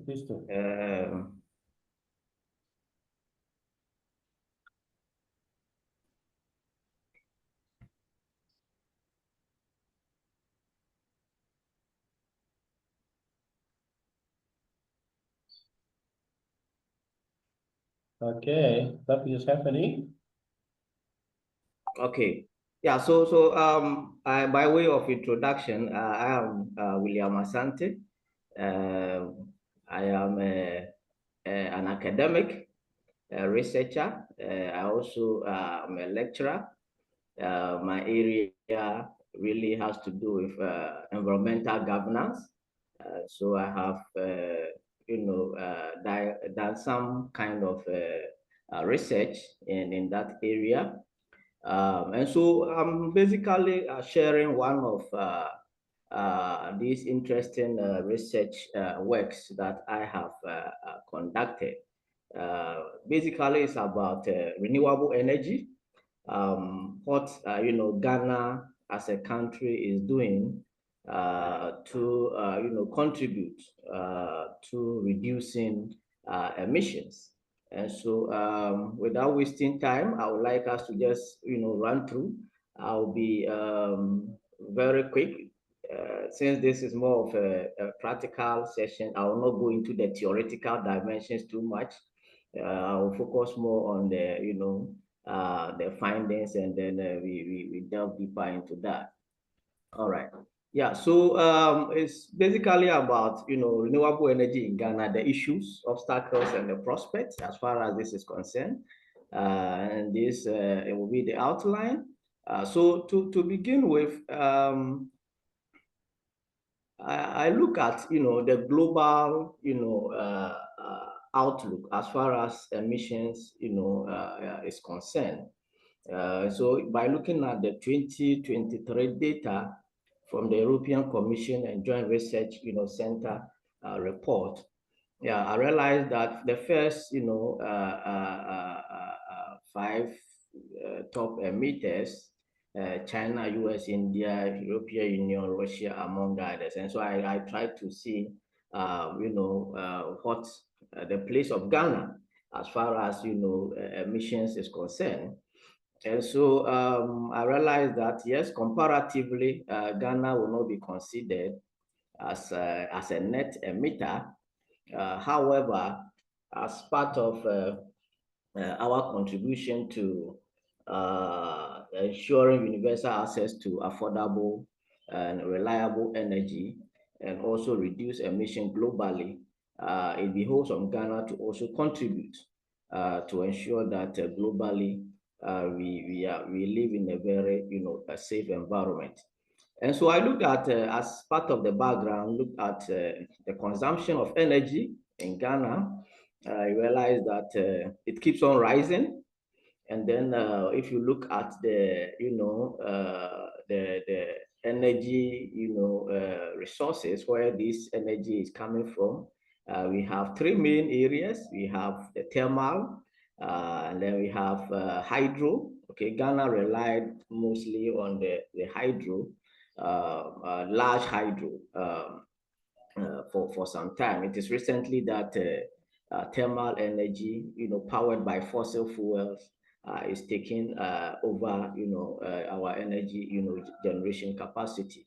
And so if you look at, the statistics down there, you realize that right from 2016 down to 2021 and still counting, we realize that the component, as far as thermal energy is concerned, keeps increasing, whereas hydro and renewable energy fall short, falling short at the minimum rate. So when you also look at emission within the various sectors, you realize that in the 1990s, most of our emission came from agric, land use change and forestry, among others. But as the years progress, you realize that energy is taking over the entire issue. And so you realize that that is the background as far as our situation is concerned. And so really the objective is that the government of Ghana, as part of its contribution to global climate, change efforts, set up, a target to be accomplished in 2020. And so we realized that 10% renewable energy target was set by the government of Ghana to be accomplished in the year 2020. Unfortunately, the 10% RE target to be attained in 2020 has not been table that I displayed. Look at the 2021 below. The contribution from RE is 0.6% from the entire generation, meaning that it was woefully inadequate as far as the target for the country is concerned. And so the purpose really of this study was to unearth or unpack reasons why government of Ghana was not able to accomplish 10% target as far as renewable energy generation is concerned, and then really these experiences. And then a new date has been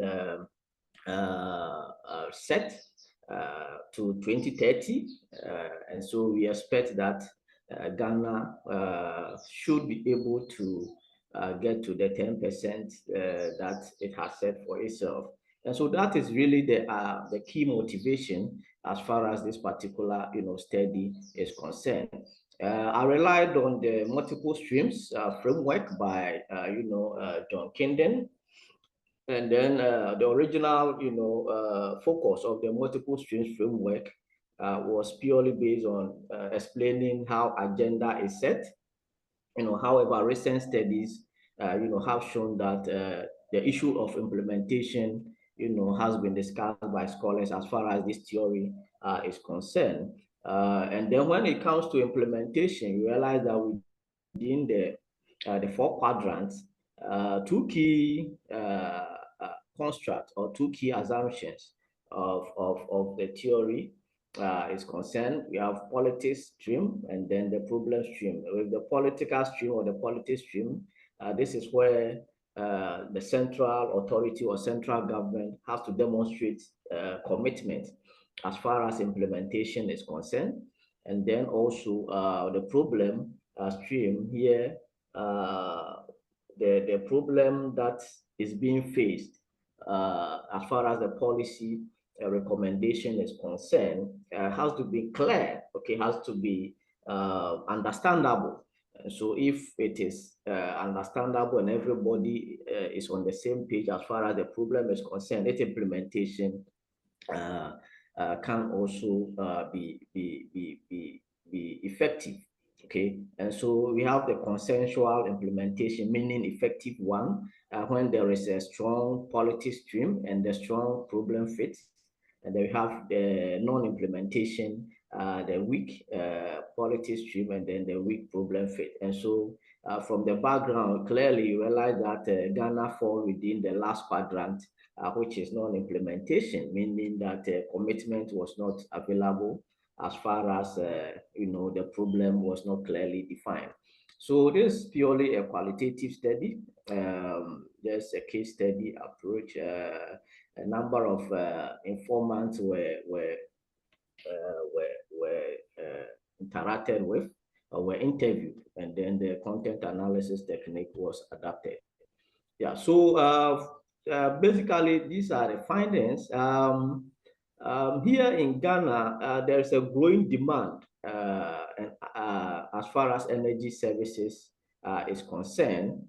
And also we have the issue of power outages. Okay, so insecurity in the energy sector is very high.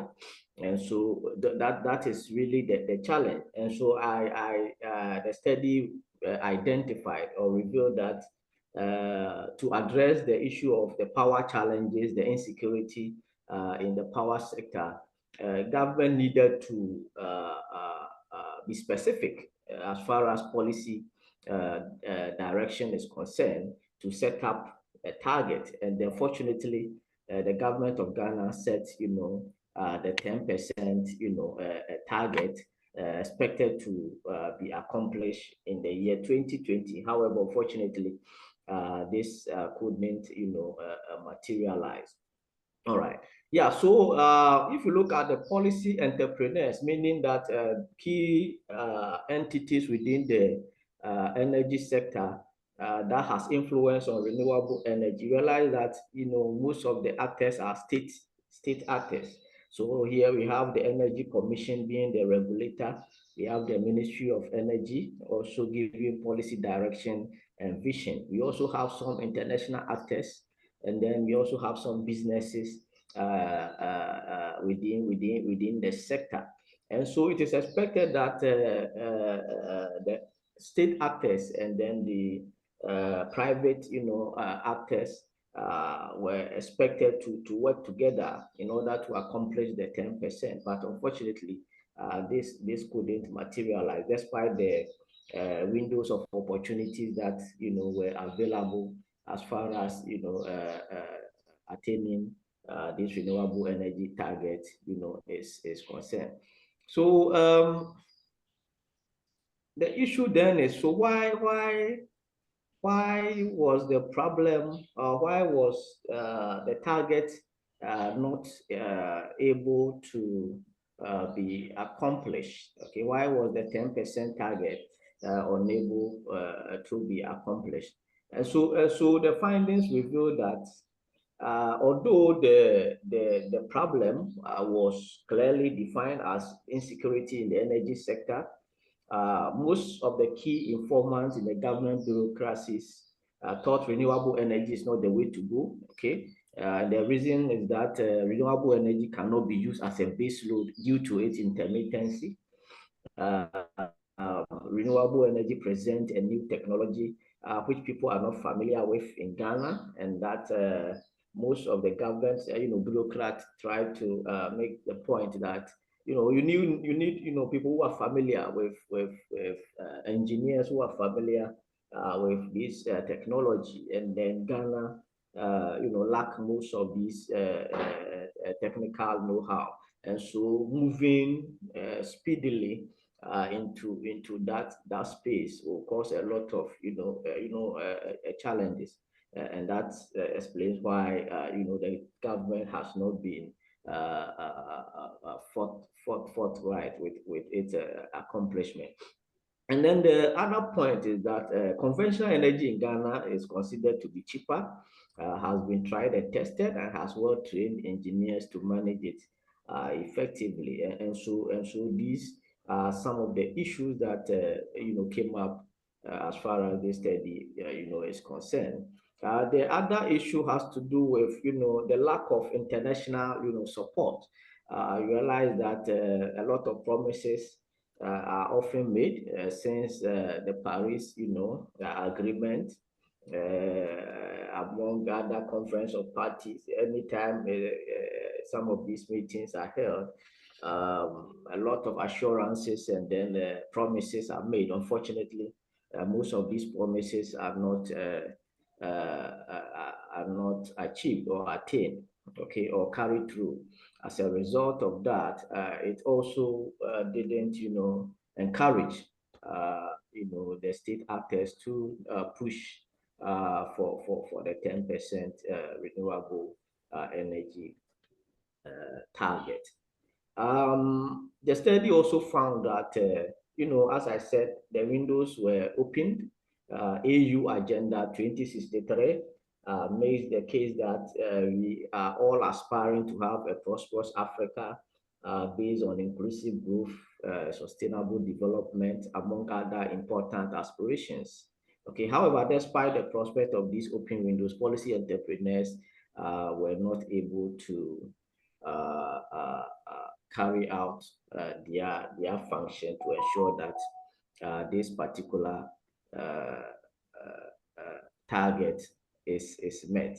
Okay, so the findings of the study showed that the policy entrepreneurs and policymakers did not demonstrate a unity of purpose and a united front.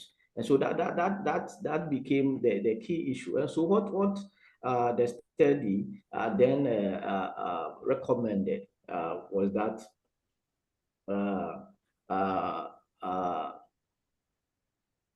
a more inclusive and a participatory approach should be adopted. Okay, so we are of the view that a more inclusive and participatory approach should be adopted to re-energize government effort to achieve the policy target on the newly projected year. And so now the year has been extended to 2030. And so we hope that policy entrepreneurs should come together, both private and public actors should come together and then work in harmony. And it is believed that by doing that, it will go a long way to support that.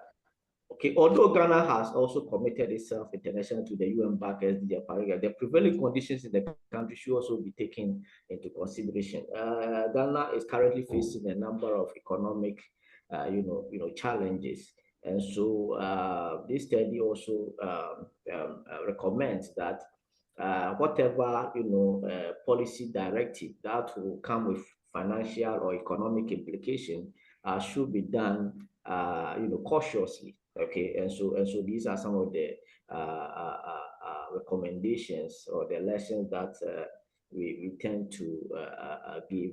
So I will not run through all of them. We'll just wait. If there are questions, I will be able to address them, and then we can move forward. So thank you very much for the opportunity, and then I'm grateful for your attention. Technology. Okay, thank you very much, William, for this very concise and interesting presentation, and for the work you have done. Maybe I can ask you one question. I've been discussing similar things with colleagues from a island country in the South Asia, I will not name, and where they have been saying that for some people there were simply saying regenerative energy is produced decentral by the people, whereas if we import oil or petrol from other countries, it's done centrally. So very simply, it is easier to be corrupt when you have to stamp to decide where you buy the oil or the petrol or other energy, fossil energy. You see, where with regenerative energy, it is more difficult to siphon off some money for your private pocket. Do you think? I'm sure in Ghana this is not happening. I'm sure, but do you think that that can be also in for some government people a reason to say that let's keep the system as it is because we are also profiting from this in some not so official ways? Or do you think this is just a rumor? Yeah. So I think generally I have seen that people really are not receptive to change generally. So when there is a new technology or a new initiative, definitely you will receive some resistance to people who are already benefiting from the system. And so I see that as one of the key issues, okay, because already the system, they think that it's functioning well, they are benefiting from it, and so why would they have to allow new people to come into the space? And so that kind of parochial interest, can be seen at that level. But it's another angle also is the fact that previous governments have entered into some controversial power purchasing agreements. Okay, and so it has brought a huge kind of financial burden to the country. And so because of that also, the state doesn't want to commit enough resources into renewable because of the already existing controversial contracts that has been signed and then has economic implications on the state. Now the state is struggling to pay some of these controversial contracts tainted with corruption among others, and so it's now a difficult issue, because I still think that this 10%, even 2030, it will be difficult for Ghana to Thank you. that. Yeah, I think that we all experience that this resistance to change, and but I mean the climate change is forcing the change on us. We cannot choose to go on the next 20 years in the same way. This is simply not possible. And so I think we also go back and read good old Mr. Schumpeter, creative disruption. But so maybe carbon credits are a way to make it sweeter, the change sweeter. If you can tell people that, look, you will get some benefits also in that form. So thank you so much, William. And Oyval, you're there. So next before there will be another lady who wants to present. Is she here? Okay. Thank you. You want to present Amir Burathoki, and after that, the Asmita will present. Yeah. Okay. So then, Amir then we move on to Amir Burathoki. Please, Amir, go ahead. Unmute yourself. Unmute. Okay. Okay. Thank you so much for your time. And let me go to my presentation right away.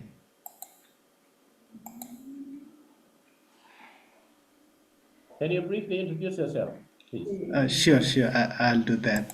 But just to confirm, are you able to see my screen now? Yes, yes, yes. Okay, thank you so much. Yes, my name is Amir Budathaki and I am working in Tier Fund, country office Nepal. And I have been a part of creation care movement, or we call it environmental care movement in Nepal, and I am sharing that movement at the moment and working around to reduce carbon emission or greenhouse gas is my passion, and I generally, as far as possible, I try to avoid the things that contribute in emitting carbon. So today my topic here you can see on the screen. If it's not visible, please let me know. I hope you can see. Fine, you can see it. You can see it. Okay, okay. Recently my PhD thesis was around role of renewable energy in sustainable development in rural Nepal, and I did case study from Bazura district. And from that, I want to be very specific today, so I want to focus around metallic improved cooking stoves only. Let me go to other slide.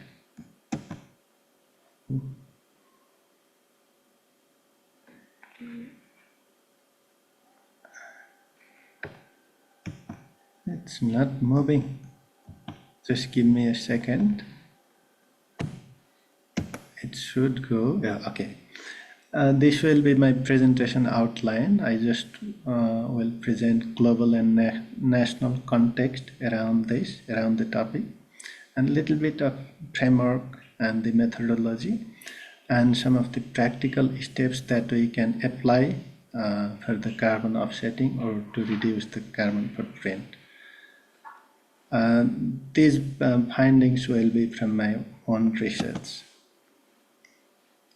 And this is just to acknowledge that Himalayas have a lot of ice on it, but in recent days we see very less of it. Instead, concretization and the urbanization is growing. The terminologies, and these may appear in my conversation as I go ahead. And this seems very interesting. I was going through one of the documents from PMU, and it says in 1850, blue whale population used to be just 3.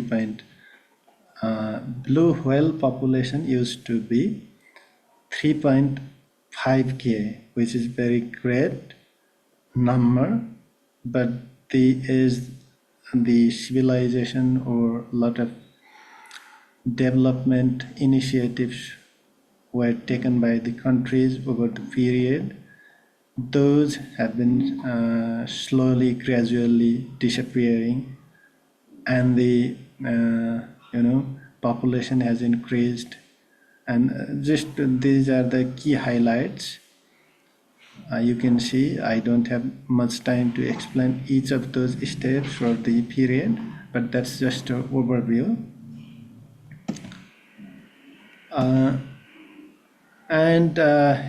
The first satellite image taken in 1972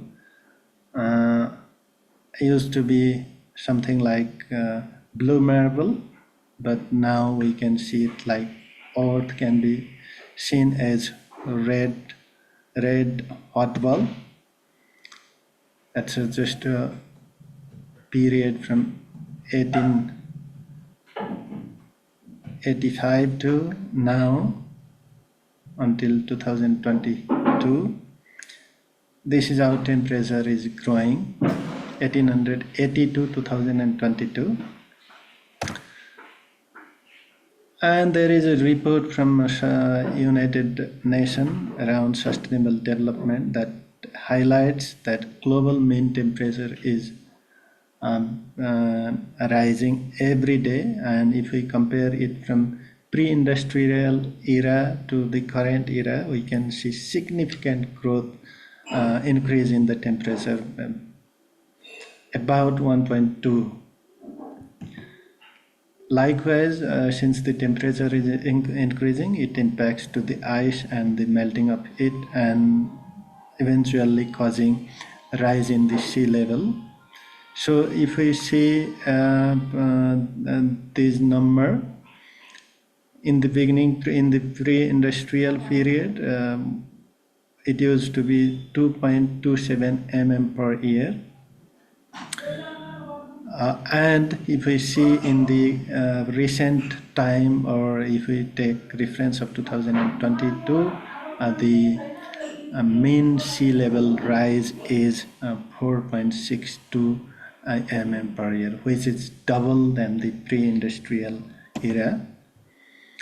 The causes is definitely human being, and this has caused a lot of floods, droughts, or storms.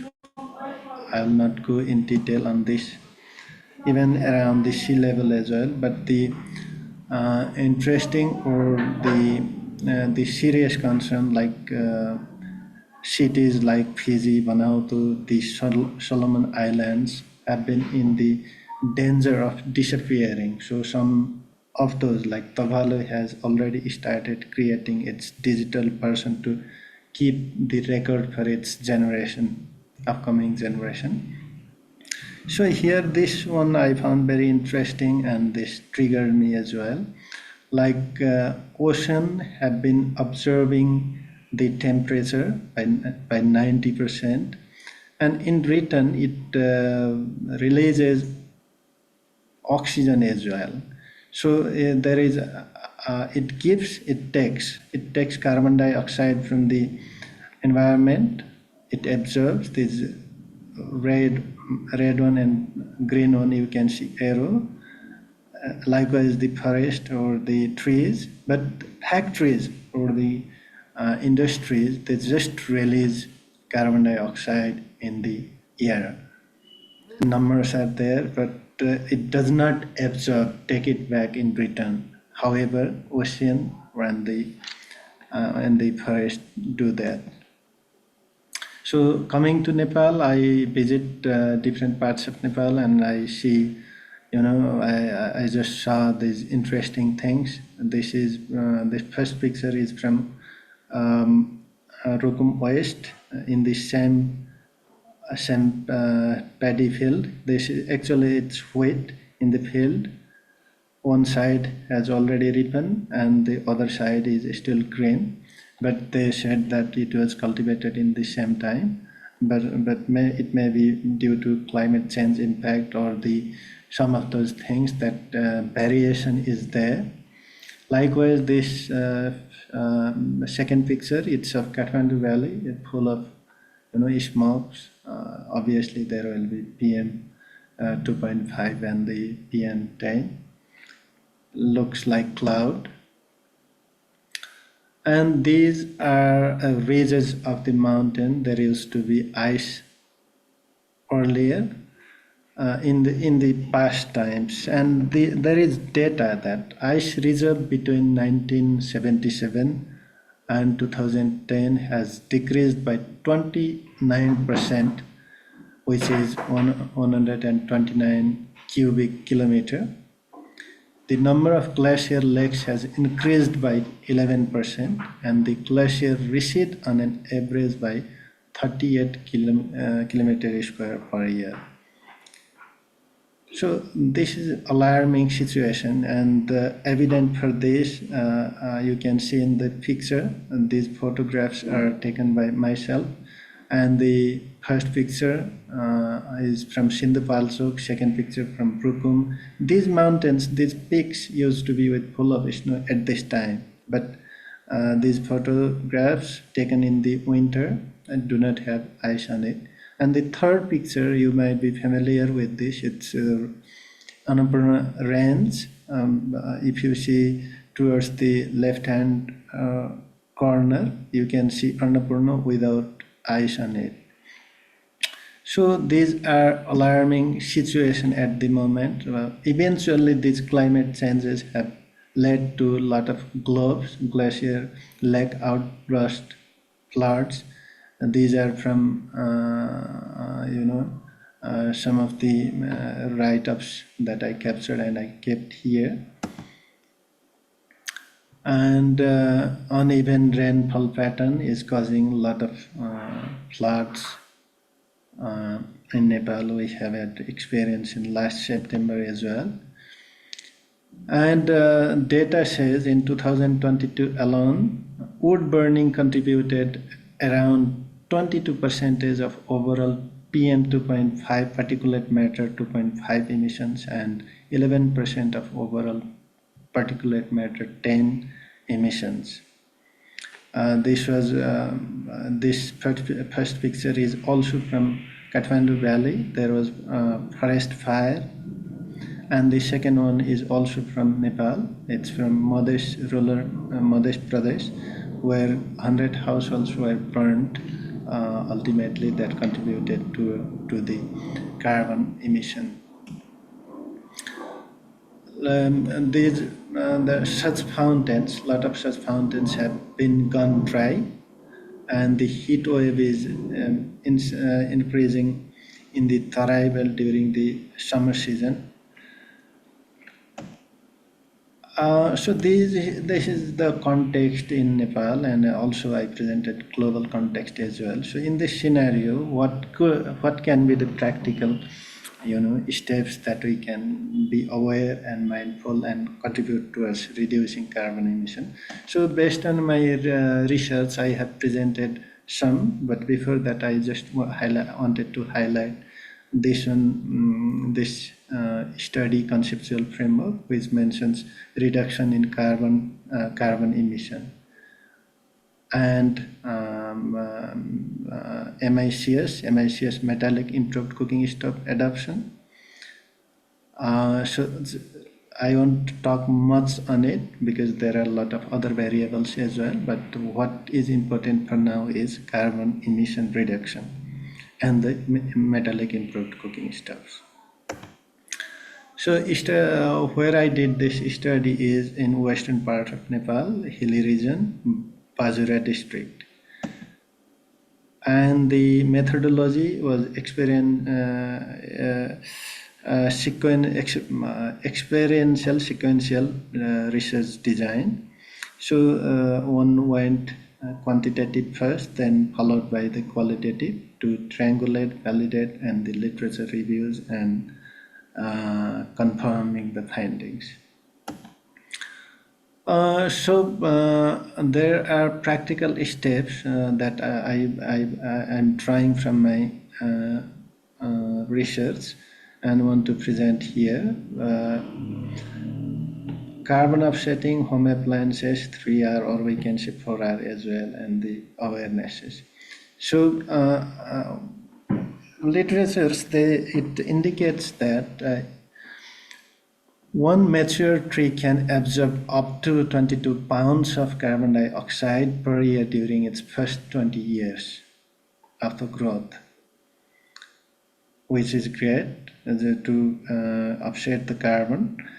And there is another evidence findings that a study suggests that planting over 500 billion trees worldwide could capture about 205 gigatons of carbon, reducing atmospheric carbon by approximately 25%. And earlier we saw that CFL, LEDs and all of those. Here I just want to present it like how much it consumes. So I will not talk all in detail, but just wanted to highlight maybe this one, and this one has, LED is the most appropriate to reduce, comparatively that consumes less lumens of the energy when it's lighted. So the LED is always the best one. tiny things, but that makes significant differences in long run.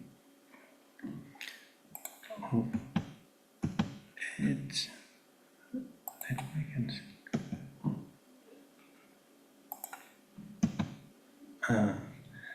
and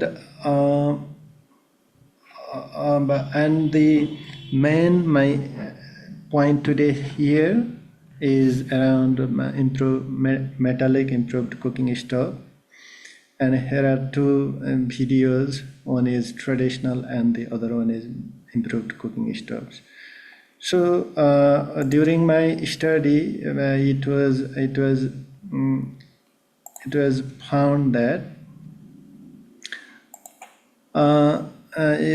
it was found that the consumption of firewood was reduced by 29.32%.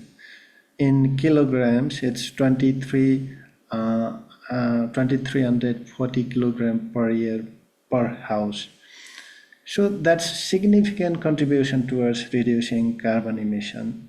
It says, literature says that we can reduce by 30 to 40% or even 45% based on the types of the firewood that we burn and the number of household members houses have.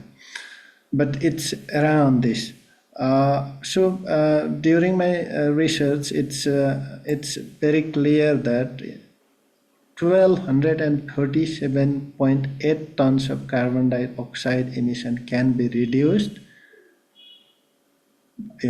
per year.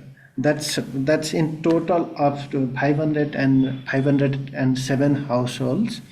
But if we can, increase the use of metallic improved cooking stoves in the areas above 1,500 meters from the sea level, then there can be significant contribution in reducing carbon emission.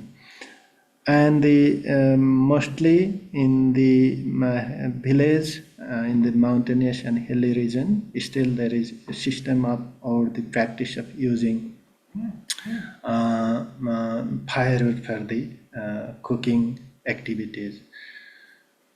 Having said this, I again move for the next,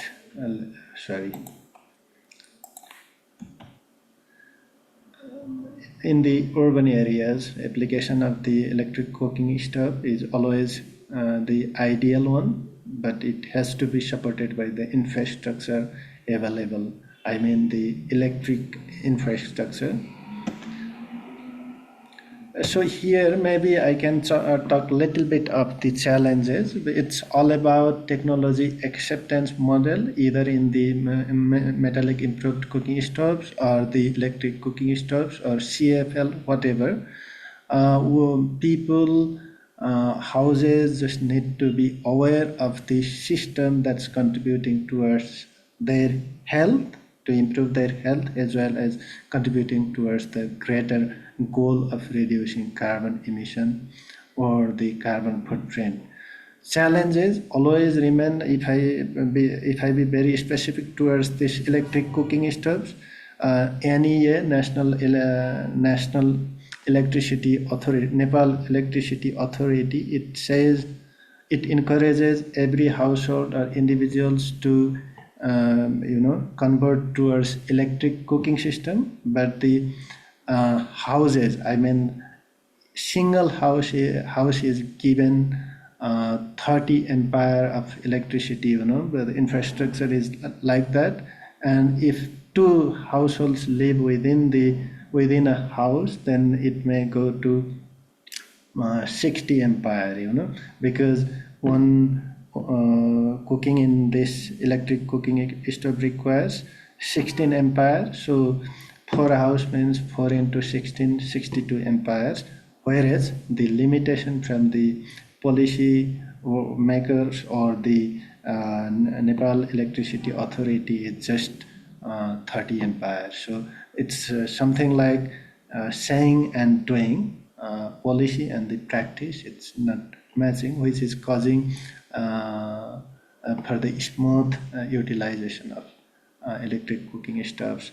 And similarly, for the metallic improved cooking stoves as well, there are challenges around repair and maintenance. There are challenges around the policy implementation of subsidy, and the due to remote location, traveling towards plane to get it and return back, install it, and also when it gets problem, repairing requires effort, financial as well as and time. That's what I tried to make it more practitioner oriented rather than presenting it in an academic structure. For the academic reading, if you want, I have already published a paper in Helion. I'm very happy to share that research article for your reference as well. So I'll keep it here. If you have any questions, maybe we can talk on this too. Okay, Amir, thank you very much. That's a very good example. Some small changes can already make a difference. And of course, as I'm now living myself in Kathmandu, I have experienced heavy pollution in the city. So that's why we moved to outside of the ring to Hatigauda, where air is a bit better in the north, closer to the hills. And also, if you use electric cooking, of course, then you are dependent on electric power supply, and sometimes electricity goes off, and then you do have a problem. So you mentioned that you have been publishing an article. So maybe also, if you use the chat function, maybe you can put the link to the article in the chat function, so that we all later on can read it. Sure. And so I think this is a very good example, and we all should try to work more in this concrete fields. As maybe you saw that I put on LinkedIn a recent finding that the coal production, and coal, of course, being the major source for pollution for COW, is still increasing in the world. So with all the nice words we hear from politicians, last year the production of coal and the usage of coal increased by 1%. And of course, the major countries where coal production increased is India and China first, and then India second. So that is so we need to do obviously the little action, because on the global scale, not much is really happening.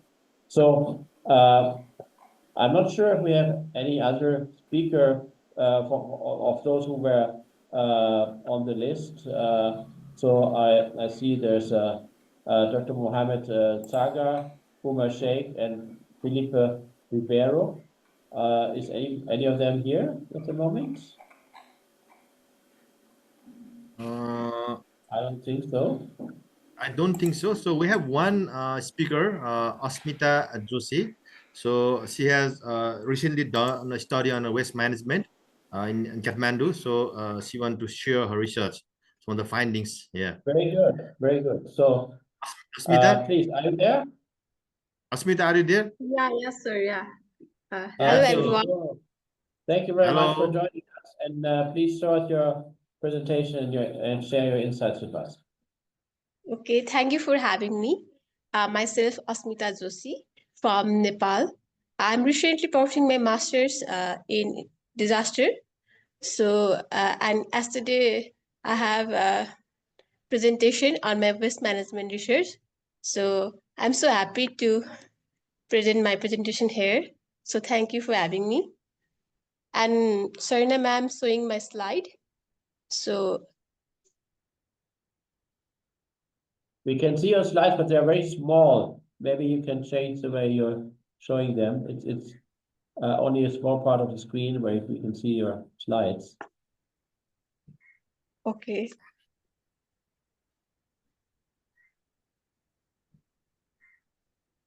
Yeah.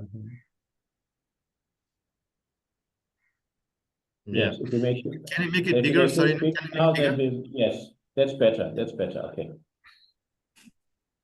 Okay, still I start? Yes, please go ahead. Thank you. My topic is demolition waste management of road construction in Kathmandu Valley. This is the presentation outline. Next one.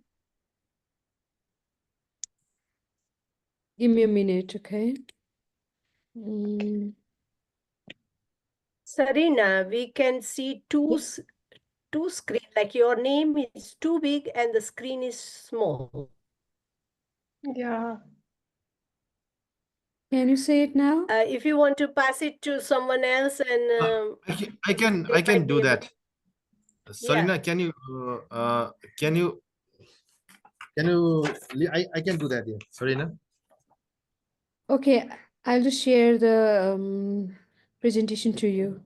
Okay, can you come here? I have got one call also. Yeah. Okay. Sorry for the little technical glitches, but I'm sure we will. It's very good if we can all see the valuable Can you see my screen now? presentation. Okay, now something is happening. Yeah, much Yeah. better, much better. Thank you for your support. Okay, so please go ahead.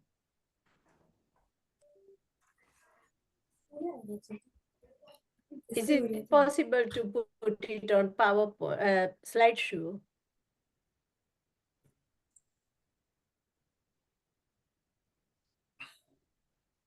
Is it okay now? No. The Is it color coming? of the background has changed, but not the It is slideshow. not in presentation mode. It's we can still see on the left hand side a little so if you put this into a animation, then you will see the full slides. Try again. Now it's okay? Yeah, here we are. Very good. Okay. Yes. Okay. Now please go ahead. Okay, I'm start my presentation.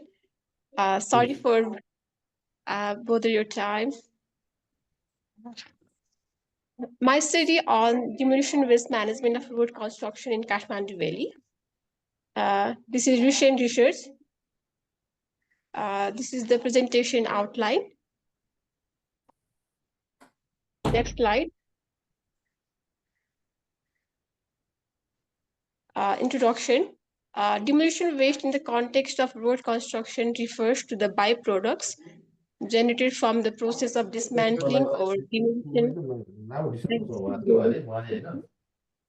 This waste can be of material such as के थाहा छैन ticket कसरी काट्ने हो भनेर मलाई भन्दै थियो मलाई अनि मैले त्यो कुरा मलाई थाहै छैन हेर्नुहोस् त तपाईँको स्क्रिनसँग कुरा sorry. Thanks, bonus. Okay.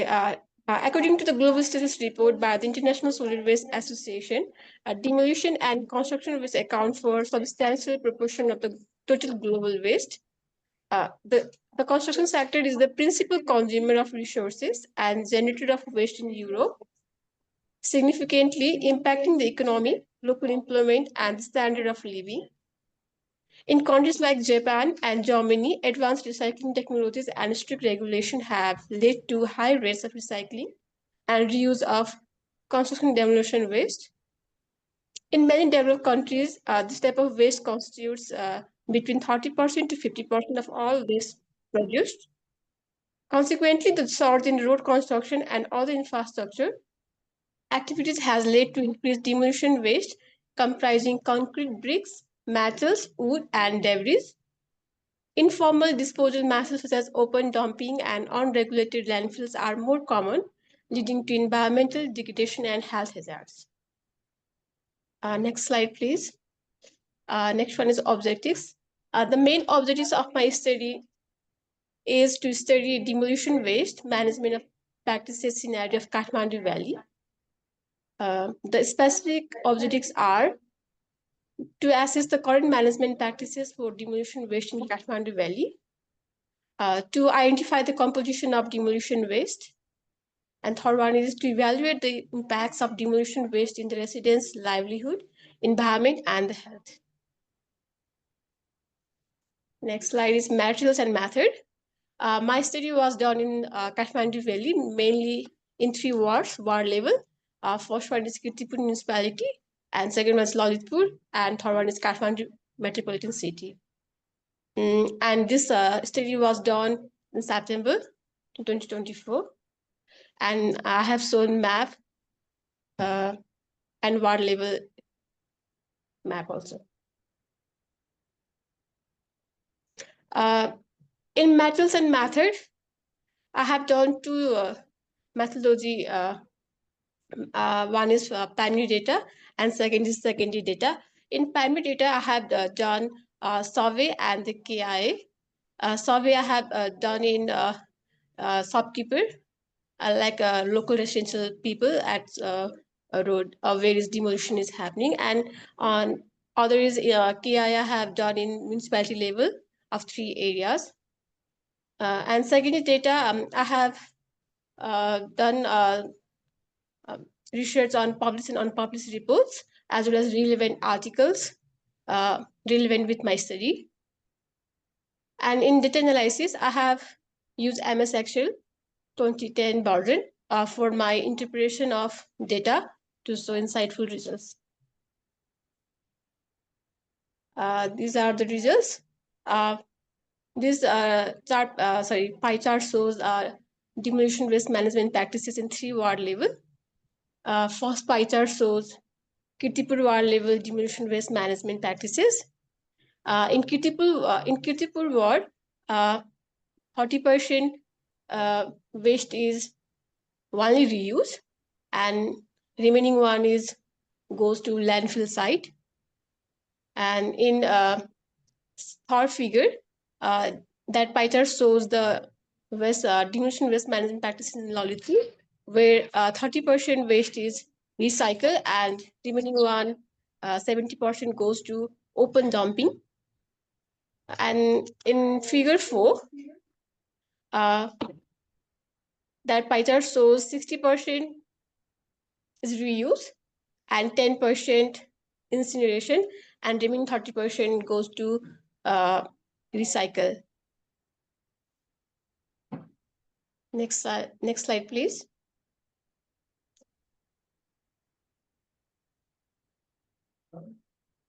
Second, composition materials of demolition waste. These 3 pie charts shows how what are the composition of demolition wastages in 3 ward level. And I have found that mainly asphalt and concrete are more composition than others in my demolition wastages. Next slide, please.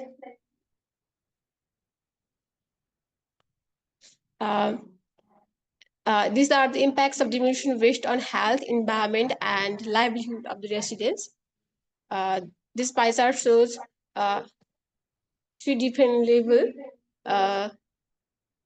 impacts on health, environment, and residential livelihood. Next slide, please.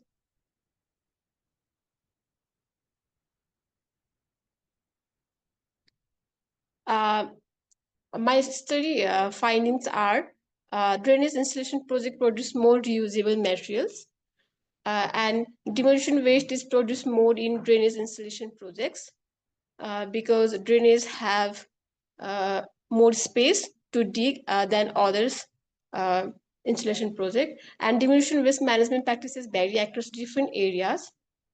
Environmental impacts are more pronounced in drainage installation projects.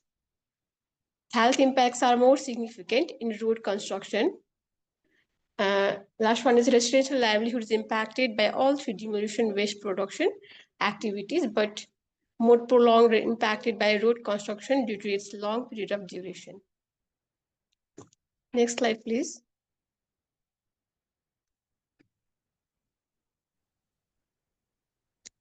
These are challenges. This project faces some challenges such as adverse weather and disruption of underground utilities, political issues, and busy roads, and sometimes financial burden also delay the work of installation of that construction. Next slide, please.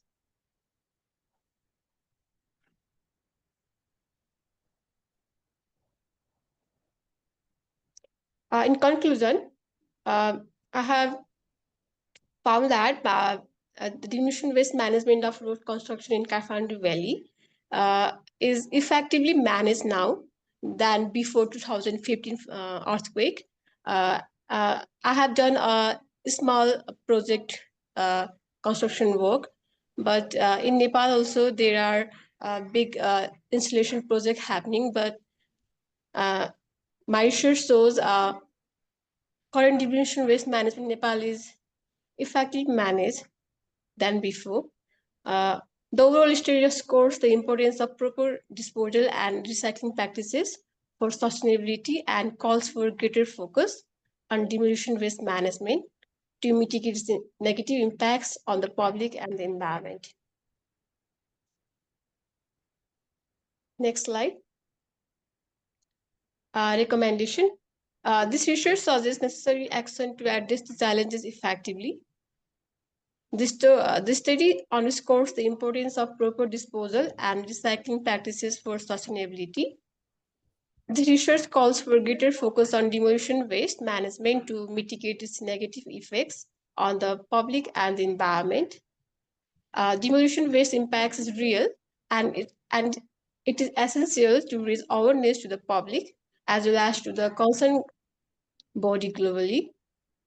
Politically, body also pay attention on demolition waste management effectively. Next slide. These are the survey glimpses of my research. Thank you.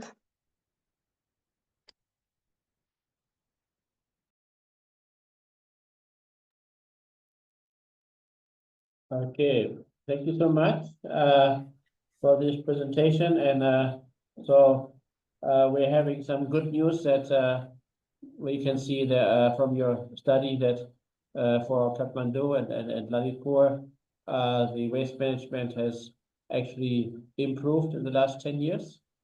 And yes, and you can see there's a lot of road construction and road repair going on. So it's good to know that at least for the major urban areas, there is some waste management in place. So I think that is all the presentations we have for today. So we have a few minutes left. So if from the audience there are any more questions or comments or insights they want to share, we can open the floor now. So please, if there are any questions, please feel free to ask.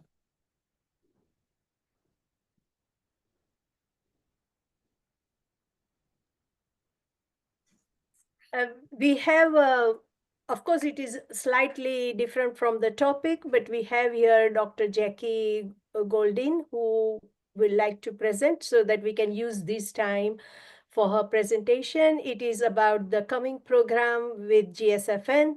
So I would definitely invite Jackie. Jackie, please introduce yourself and then you can present your program. And then I can explain more about it. Very good. Okay, Jackie, please go ahead. I'm just taking a moment to stop this video and then recording and then re-record because my computer says that it is too much files. So I'm going to stop and then restart it. Okay. And Jackie, are you here? Or she's away from the desk? While we are waiting for her to reconnect, I will do the recording stop and restart. Okay, thank you. Actually, Jackie is for next session, but I think we have time. She can share now as well. Yeah, yes.